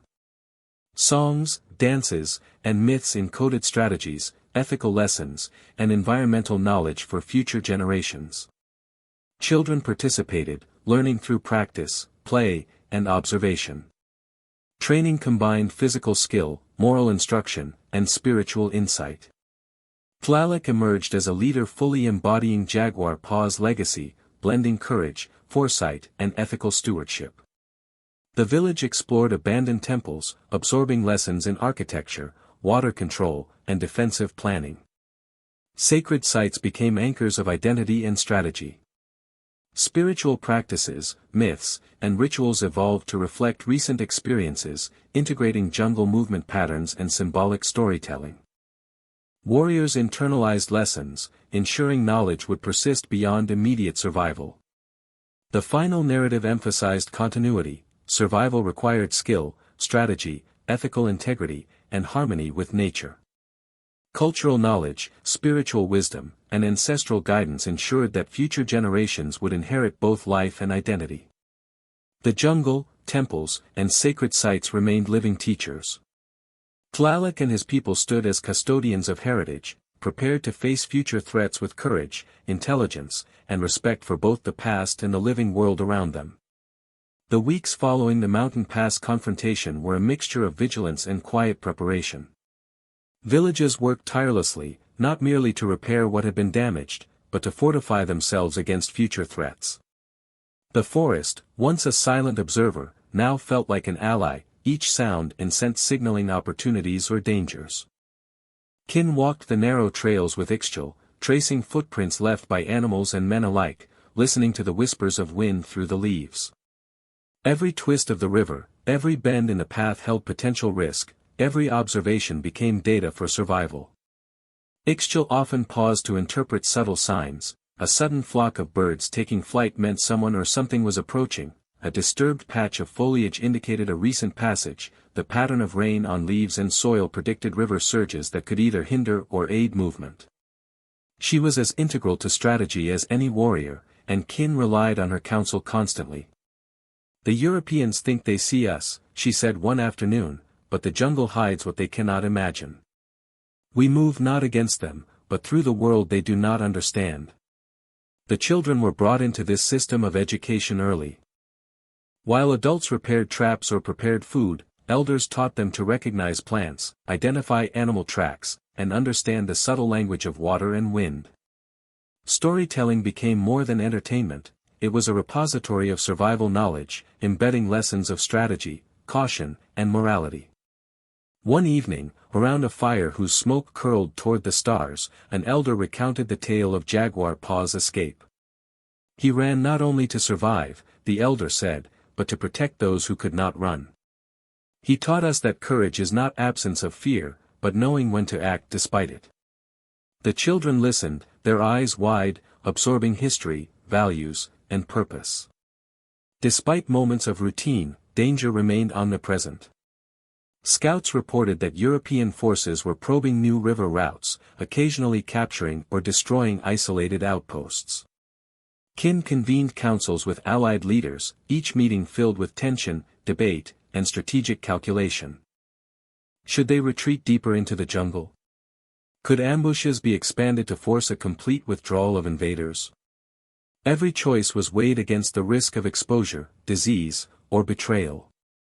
Preparation for the next major confrontation became a meticulous process. Villagers camouflaged their homes, creating hidden pathways and secret cache sites for food and weapons. False settlements were arranged to mislead enemy scouts. Traps became more sophisticated, pits lined with sharpened stakes, tripwires triggering concealed projectiles, and decoy fires that suggested occupancy. Canoes along rivers were carefully submerged or repositioned to create hazards for approaching forces.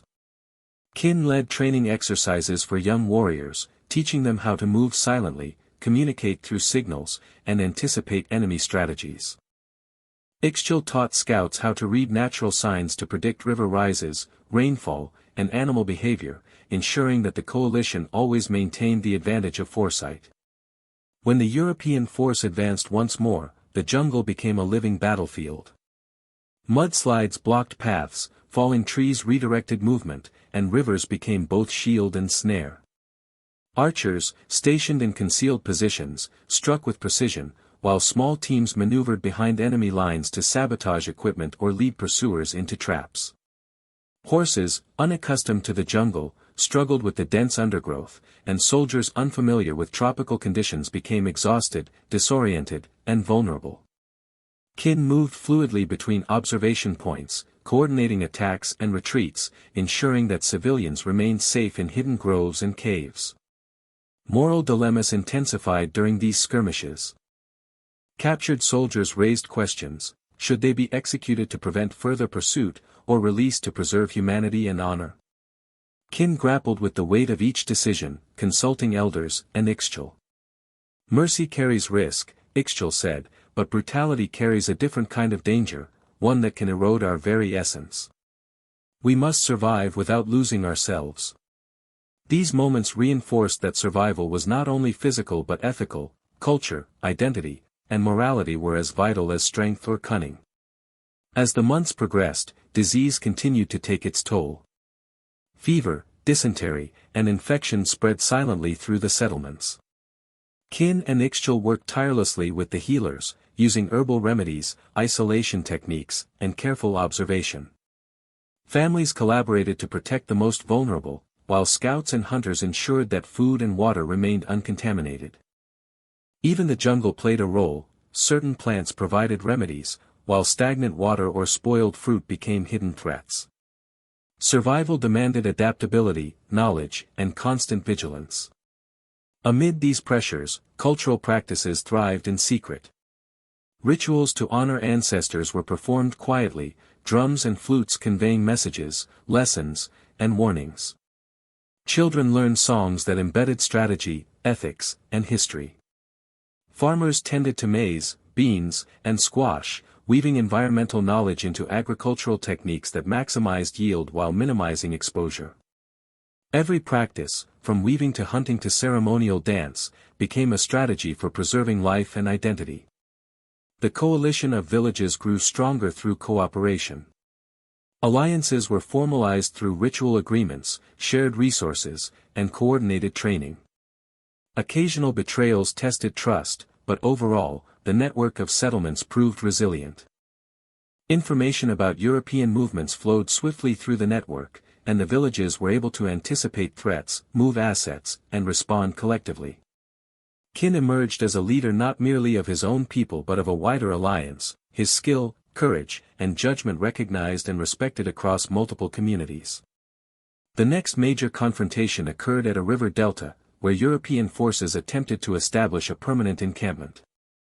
Qin's coalition implemented layered defenses, using both the jungle and tactical ingenuity. Pit traps, camouflaged obstacles, and river blockades disrupted the invaders' plans. Small teams executed ambushes, coordinated through hand signals and drum codes. Rainstorms reduced visibility, while thick fog provided cover for defenders. Every element of nature was integrated into strategy, every move carefully calculated. The battle was brutal and prolonged. Arrows and spears found their targets, canoes were overturned, and fallen logs and rocks impeded progress. The Europeans, though heavily armed, were ill-suited to the environment. Qin coordinated movements like a conductor, ensuring that defenders struck at optimal moments and retreated when necessary. Ixchel's observations proved invaluable, predicting weather shifts, enemy maneuvers, and natural obstacles. By nightfall, the European forces were forced to retreat, leaving the settlements intact but tested and weary. Jaguar Paw and Ahau moved cautiously through the dense jungle, the sunlight filtering in narrow beams through the thick canopy above. Every sound, the snap of a branch, the call of a distant bird, the rustle of leaves, demands attention. They carry messages between villages, seeking alliances and warning communities of the approaching foreign threat. Along the way, they encounter signs of devastation, abandoned settlements, crops trampled, and bodies left where they fell. These grim discoveries serve as a reminder that survival is no longer just about evading capture, it is about understanding the scale and nature of the danger, preparing the villages for what is to come. At night, the jungle seems both protective and perilous. Jaguar Paw teaches Ahau how to read the terrain by moonlight, using shadows and reflections to detect potential threats. They make camp near a river, whispering strategy and listening for sounds that might indicate movement. Here, the narrative pauses to explore their inner thoughts. Ahau grapples with fear and self-doubt, while Jaguar Paw reflects on the losses of the past and the heavy burden of leadership. The dialogue is intimate and instructive. The jungle is alive, Jaguar Paw murmurs. It hides danger, but it also hides opportunity. Learn it, respect it, and it will protect you as much as any weapon. This mentorship deepens their bond, emphasizing the transmission of knowledge from one generation to the next. Meanwhile, tensions rise in nearby cities as rival leaders react differently to the impending threat. Some seek diplomacy, hoping to negotiate with the newcomers, while others plan preemptive strikes. This division leads to clandestine meetings, secret pacts, and rivalries that could either strengthen or destroy the unity of the Maya communities. One imagined scene depicts a secret council held under the cover of darkness, with leaders huddled over maps of rivers, mountains, and trade routes, debating whether to confront or evade the foreign threat. Jaguar Paw participates in these councils cautiously, weighing loyalty, pragmatism, and the potential for betrayal. The European threat begins to manifest in small but terrifying ways. Scouts report the arrival of heavily armed ships along the coast, and rumors circulate of strangers with strange armor and horses, creatures unknown to the Maya. Jaguar Paw and Ahau organize reconnaissance missions, observing the newcomers while avoiding detection. A tense sequence imagines them sneaking along a riverbank at dawn, hidden by reeds, watching as the invaders set up rudimentary fortifications. The contrast between the natural environment and the alien technology underscores the magnitude of the challenge, highlighting both the ingenuity required to survive and the overwhelming odds they face. Back in the villages, spiritual and cultural life continues, anchoring the people in the midst of chaos. Priests interpret signs in the stars and perform rituals intended to protect the community. Jaguar Paw consults with the spiritual leader, balancing the need for practical survival with respect for tradition. Scenes depict the preparation of ceremonial items, chants echoing through plazas, and the lighting of sacred fires. These rituals are not mere pageantry, they provide cohesion, instill courage, and remind the people of their shared heritage, giving them the psychological strength to endure the threat. Ahau begins to demonstrate leadership of his own, guiding smaller groups on reconnaissance missions and learning the nuances of strategy, diplomacy, and moral decision-making. His character arc progresses as he faces tests of courage, judgment, and empathy. In one imagined encounter, he must decide whether to risk a small band of warriors to save a captured family or maintain stealth to protect the larger community. His decision and the consequences are central to his development, reflecting the complexity of leadership in times of crisis and reinforcing the theme that survival is as much about ethical judgment as physical strength. Action sequences escalate in intensity. Jaguar Paw leads a daring raid to disrupt the invaders' camp along the river, employing guerrilla tactics, traps, and the natural terrain to offset the technological advantage of the newcomers. Scenes depict the clever use of rivers for mobility, hidden pits and spikes as defense, and coordinated attacks under cover of darkness. Each encounter demonstrates both the strategic brilliance of the Maya warriors and the adaptability of communities under siege. The tension is compounded by the presence of spies, rival factions, and unpredictable environmental hazards, creating a layered narrative of suspense, strategy, and cultural ingenuity. Amidst these battles, personal moments of vulnerability and human connection provide emotional depth.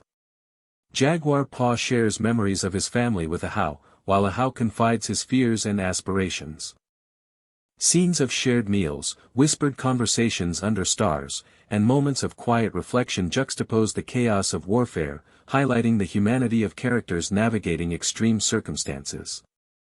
These intimate portrayals balance the grand scale of historical and military action with deeply personal narratives, making the story both epic and relatable.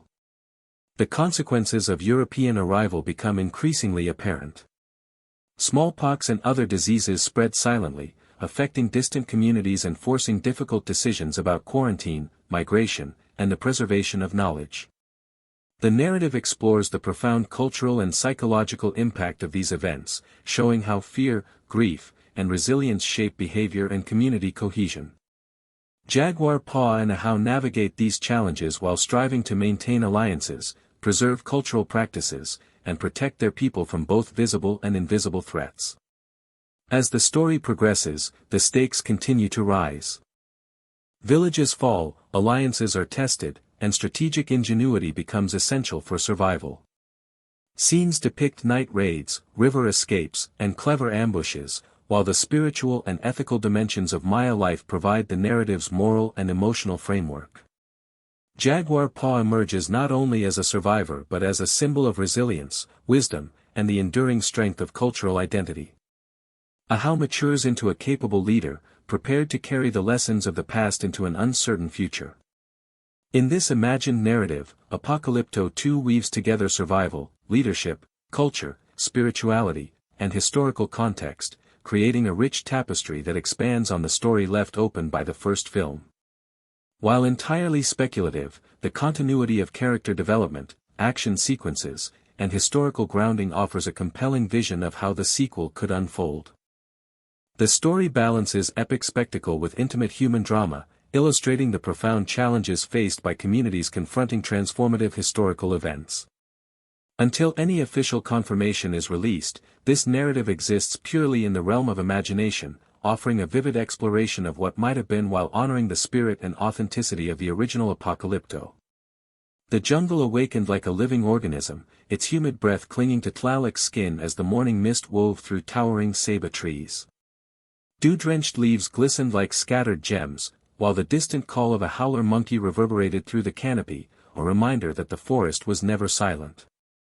Each step on the mossy forest floor was cushioned yet treacherous, hidden roots and sharp stones threatened missteps, demanding absolute attention. The scent of wet earth and flowering orchids mingled with the faint metallic tang of past skirmishes, a reminder that danger was never far. Tlaloc inhaled deeply, tasting both fear and resolve, feeling the pulse of life and history converging in the rhythm of his heartbeat.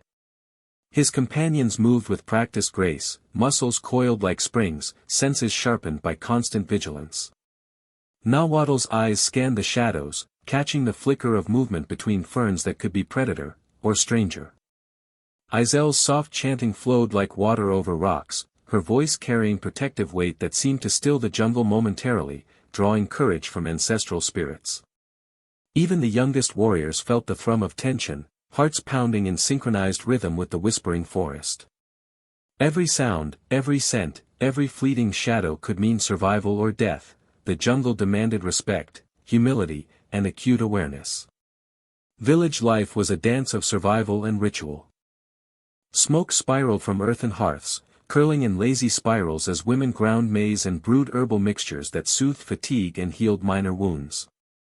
Children darted between homes and training grounds, balancing play with instruction, sneaking along trails, leaping over logs, practicing silent footfalls that might one day save a life. The elders' voices resonated with authority and warmth, recounting myths that blurred the lines between history and prophecy, tales of Jaguar Paw, of gods and spirits, of rivers that could guide or betray, each story a lesson in courage, strategy, and morality. The rhythm of drums punctuated the day, echoing like a heartbeat through the village, binding every living being into a collective pulse. One dawn, the scouts returned, mud-spattered and breathless, carrying news that made the blood chill, signs of strangers, pale-skinned, armed, and relentless, moving through the forest with unnatural precision.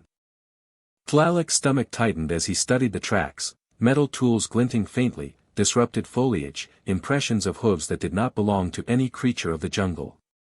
His mind raced, recalling ancestral tales of invaders, yet tempered by modern understanding of the threat. He organized a small group to intercept, moving through tangled undergrowth where sunlight filtered through leaves in shifting patterns, making shadows both ally and enemy. The first night of pursuit was a symphony of danger and sensory intensity.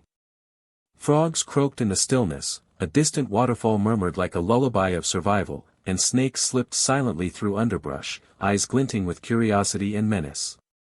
The forest smelled of wet stone, decomposing leaves, and the faint tang of sweat and blood. Every rustle made hearts jump, every sudden bird flight triggered instinctive flinches. Yet Tlaloc's leadership was calm, precise. He read the wind, the soil, and the unseen patterns, guiding his companions with whispered instructions. Ambushes were choreographed like rituals, blending lethal efficiency with almost spiritual grace.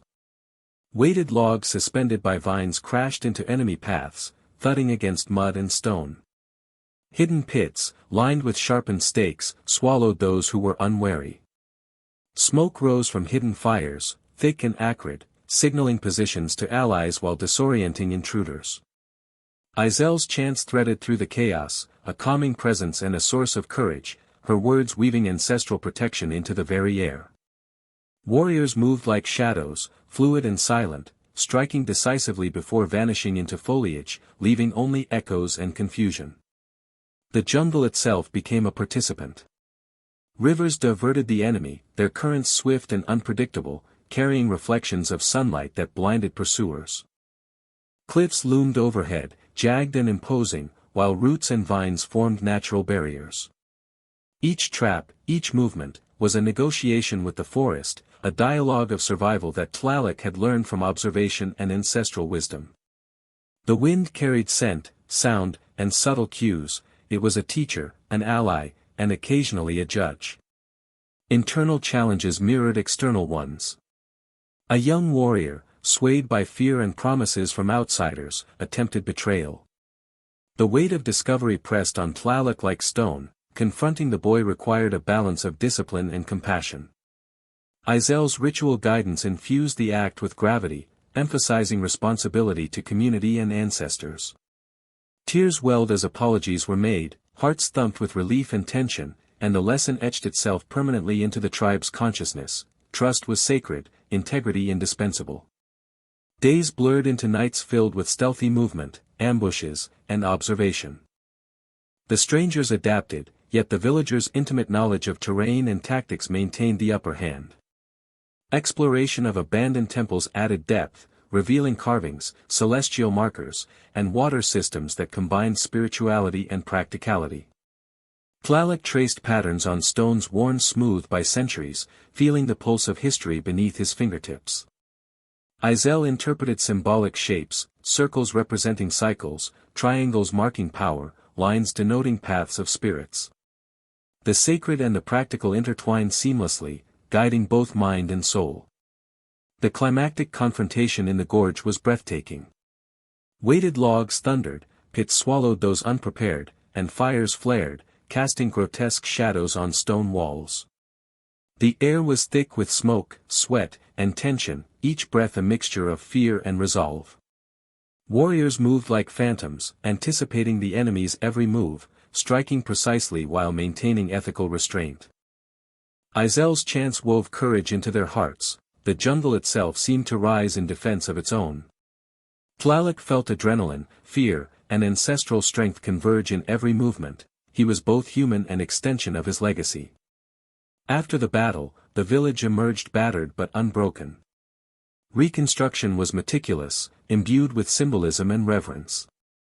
Sacred stones were realigned, fires rekindled, and songs of triumph mingled with solemn chants of remembrance. Children participated, learning the integration of physical skill, moral understanding, and spiritual connection. Tlaloc reflected on the journey. Survival was measured not in enemy defeated but in lives preserved, culture maintained, and wisdom transmitted. Rituals deepened in significance, encoding lessons from battle, strategy, and ethical decisions. Masks of jaguar, eagle, and serpent were worn in ceremonial dances, embodying strength, vision, and cunning. Songs carried coded instructions, blending music and strategy. Exploration continued, temples offering guidance on architecture, water systems, and hidden paths. Every stone, every leaf, every rhythm of the river was a lesson. In the quiet moments, Tlaloc contemplated the forest, its shadows, its whispers, its power. He saw not only danger but wisdom, not only obstacles but lessons. The community, stronger and more cohesive than ever, embodied the legacy of Jaguar Paw. The jungle, sacred sites, and rituals preserved identity and guided decisions, blending past, present, and future. The story concluded not with triumph alone but with continuity, a people in harmony with their environment, enriched by ancestors' wisdom, prepared for the challenges yet unseen. Survival, morality, courage, and cultural legacy had become inseparable, woven into the very fabric of life, a living testament to the endurance of spirit and tradition. The days following the River Delta confrontation were a mix of vigilance, reconstruction, and reflection. Villagers repaired homes and cultivated hidden gardens, carefully selecting crops that could thrive in the forest while remaining concealed from potential invaders. Canoes were hidden in river coves, paths were camouflaged, and lookout posts were established along ridges to watch for approaching danger. Even in these quiet routines, the lessons of survival remained ever present. Observation, patience, and adaptability were key to enduring an uncertain future. Kin moved among his people, offering guidance and reassurance. His presence inspired confidence, but he carried the weight of every life under his protection. Ixchel accompanied him, her senses attuned to subtle changes in wind, water, and animal behavior. "The jungle remembers," she said one morning, brushing her hand across the bark of an ancient tree. "It teaches us who is careful, who is reckless, who is wise." Together, they guided the community through both daily life and preparation for potential threats, blending strategy with cultural continuity. Children were trained not only in survival but in tradition. Elders taught them the histories of fallen cities, stories of heroism, and lessons about the balance between courage and caution. Music and ritual carried multiple purposes, signaling movements, encoding strategy, preserving culture, and reinforcing moral and ethical values. Every drumbeat and flute note carried significance, every story contained knowledge critical for survival. In these ways, the community ensured that the younger generation would be equipped not only to live but to maintain identity and wisdom in the face of adversity. Scouts reported that European forces had regrouped and were attempting to establish posts deeper in the jungle. Their movements were cautious, but their presence alone was a constant threat. Kin convened councils with allied leaders, analyzing terrain, predicting enemy strategies, and deciding on appropriate responses. Some advocated avoidance, others suggested direct confrontation, and still others proposed deception and ambush. Each proposal was debated, tested, and adapted to the realities of the forest and the capabilities of the defenders. The coalition devised a series of coordinated ambushes along river passages and mountain trails. Canoes were baited to appear abandoned but filled with hidden hazards, pit traps were expanded, false signals created misdirection, and scouts moved unseen to anticipate and guide the enemy's movements. Kin personally oversaw the training of young warriors, ensuring they could move silently, communicate without sound, and think critically in unpredictable circumstances. Ixchel monitored the environment, interpreting signs that predicted river surges, animal migrations, and weather shifts. Their partnership was seamless, Kin's tactical acumen complemented by Ixchel's intuition and observation, blending action with insight. The ensuing battles were intense. The European forces, confident in their armor and weapons, were slowed and disoriented by the jungle. Horses struggled through dense undergrowth, men fell into concealed pits, and arrows struck from unseen positions. Rainstorms and fog became strategic tools, providing cover for defenders and complicating the attackers' movement. Civilians were hidden in caves and under dense foliage, protected by both natural barriers and human ingenuity. Kin coordinated attacks, ensuring the safety of non-combatants while maximizing the effectiveness of the ambushes. Moral dilemmas persisted throughout these engagements. Captured enemies raised questions of justice, mercy, and survival. Should prisoners be released, executed, or coerced into serving as guides? Kin wrestled with these choices, balancing immediate security with long-term ethical considerations. Ixchel's council emphasized the importance of preserving humanity and culture. Brutality might achieve short-term security, but it risked eroding the very values and identity that distinguished their people. These internal conflicts added depth to the narrative, illustrating that survival was not merely a physical endeavor but a moral one as well. Disease continued to challenge the community, striking indiscriminately. Fever, dysentery, and infection took their toll, requiring careful management and resource allocation. Healers worked tirelessly, using herbal remedies, isolation practices, and knowledge passed down through generations. Families collaborated to care for the sick, ensuring that the most vulnerable received attention while minimizing contagion. The jungle itself played a dual role, offering both remedies and hazards, requiring knowledge, respect, and adaptability. Despite these hardships, cultural practices flourished. Rituals honoring ancestors continued, performed quietly yet with precision and reverence. Songs, dances, and oral storytelling preserved history, strategy, and ethical teachings. Agricultural cycles, spiritual observances, and social practices were adapted to maintain continuity while minimizing exposure to threat. The community's cohesion and identity became weapons in themselves, enabling resilience against both visible and invisible enemies. The coalition of villages strengthened through shared experiences, coordinated defense, and cultural solidarity. Trust, though sometimes fragile, deepened as the communities faced repeated challenges together. Scouts relayed information swiftly, resources were shared, strategies were aligned. Kin's leadership, informed by the wisdom of elders and Ixchel's intuition, guided the coalition through each crisis. He became not only a warrior and tactician but also a symbol of continuity, resilience, and identity. The final confrontation took place in a narrow canyon, a choke point that controlled access to several villages and river routes. Kin's coalition had prepared extensively, traps were hidden along slopes, archers were stationed in concealed positions, and false pathways misled the enemy. Waterways were manipulated to create natural barriers and hazards. Every element of terrain was used strategically. Scouts observed enemy movement, while Kin and Ixchel coordinated timing and signaling to maximize advantage. The stage was set for a decisive engagement. The battle unfolded with precision and intensity. Arrows rained from concealed positions, canoes overturned, and fallen logs and rocks impeded progress. Horses struggled, men became disoriented, and the environment amplified every defensive action. Kin moved continuously, directing allies, adjusting strategies in real time, and ensuring the safety of non-combatants. Ixchel's interpretations of environmental cues enabled swift adaptations to changing conditions.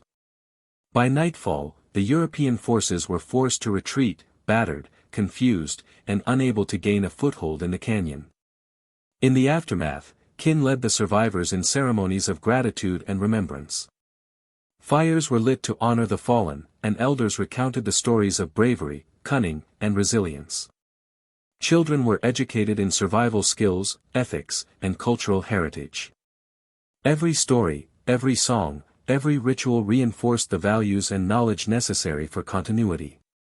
The jungle, ever present, was both ally and teacher, shaping the people who inhabited it and rewarding those who moved with understanding, respect, and intelligence. Kin and Ixchel reflected on the enduring challenges. Though the immediate threats had been mitigated, the arrival of Europeans signaled ongoing trials. Preservation of culture, identity, and knowledge remained paramount. Every action, whether in battle, ritual, or daily life, was part of a continuum linking the past, present, and future. Children were taught not only to survive but to remember, to honor, and to innovate. The community's strength lay in the integration of skill, wisdom, and cultural continuity.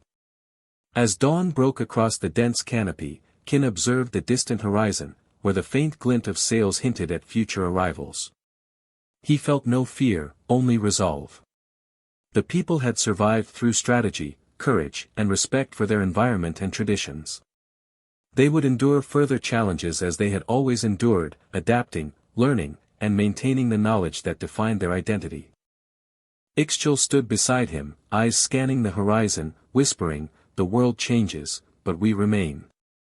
The jungle and our people endure together." The narrative of Apocalypto 2, though speculative, illustrates the continuity of human resilience, cultural preservation, and strategic intelligence in the face of overwhelming change. It merges intense action, historical plausibility, environmental immersion, moral reflection, and the vibrancy of indigenous culture. Through Kin, Ixchel, and their community, the story conveys that survival is multidimensional, physical, intellectual, ethical, and cultural. Every choice, every observation, every ritual contributes to enduring identity, illustrating that even in a world of upheaval, humanity, knowledge, and culture can persist. The legacy of Jaguar Paw, extended through Kin and his people, is a testament to the enduring strength of ingenuity, courage, and wisdom. The jungle, once a silent observer, becomes an active participant in survival, shaping outcomes and teaching lessons to those willing to listen. The challenges brought by foreign arrival, disease, and conflict are mitigated by knowledge, unity, and adaptation. The story concludes not with a final victory but with continuity. The people endure, the jungle protects, and culture persists. The imagined Apocalypto 2 is, therefore, not merely a tale of action and survival. It is a meditation on identity, heritage, and the delicate balance between humanity and environment. It celebrates ingenuity and courage while honoring moral responsibility, illustrating that survival is inseparable from culture, ethics, and community. The speculative narrative, though unconfirmed as an official production, provides a richly detailed, immersive, and emotionally resonant continuation of the story begun in Mel Gibson's original film, expanding its scope to encompass both historical challenges and the timeless struggle for survival and cultural continuity.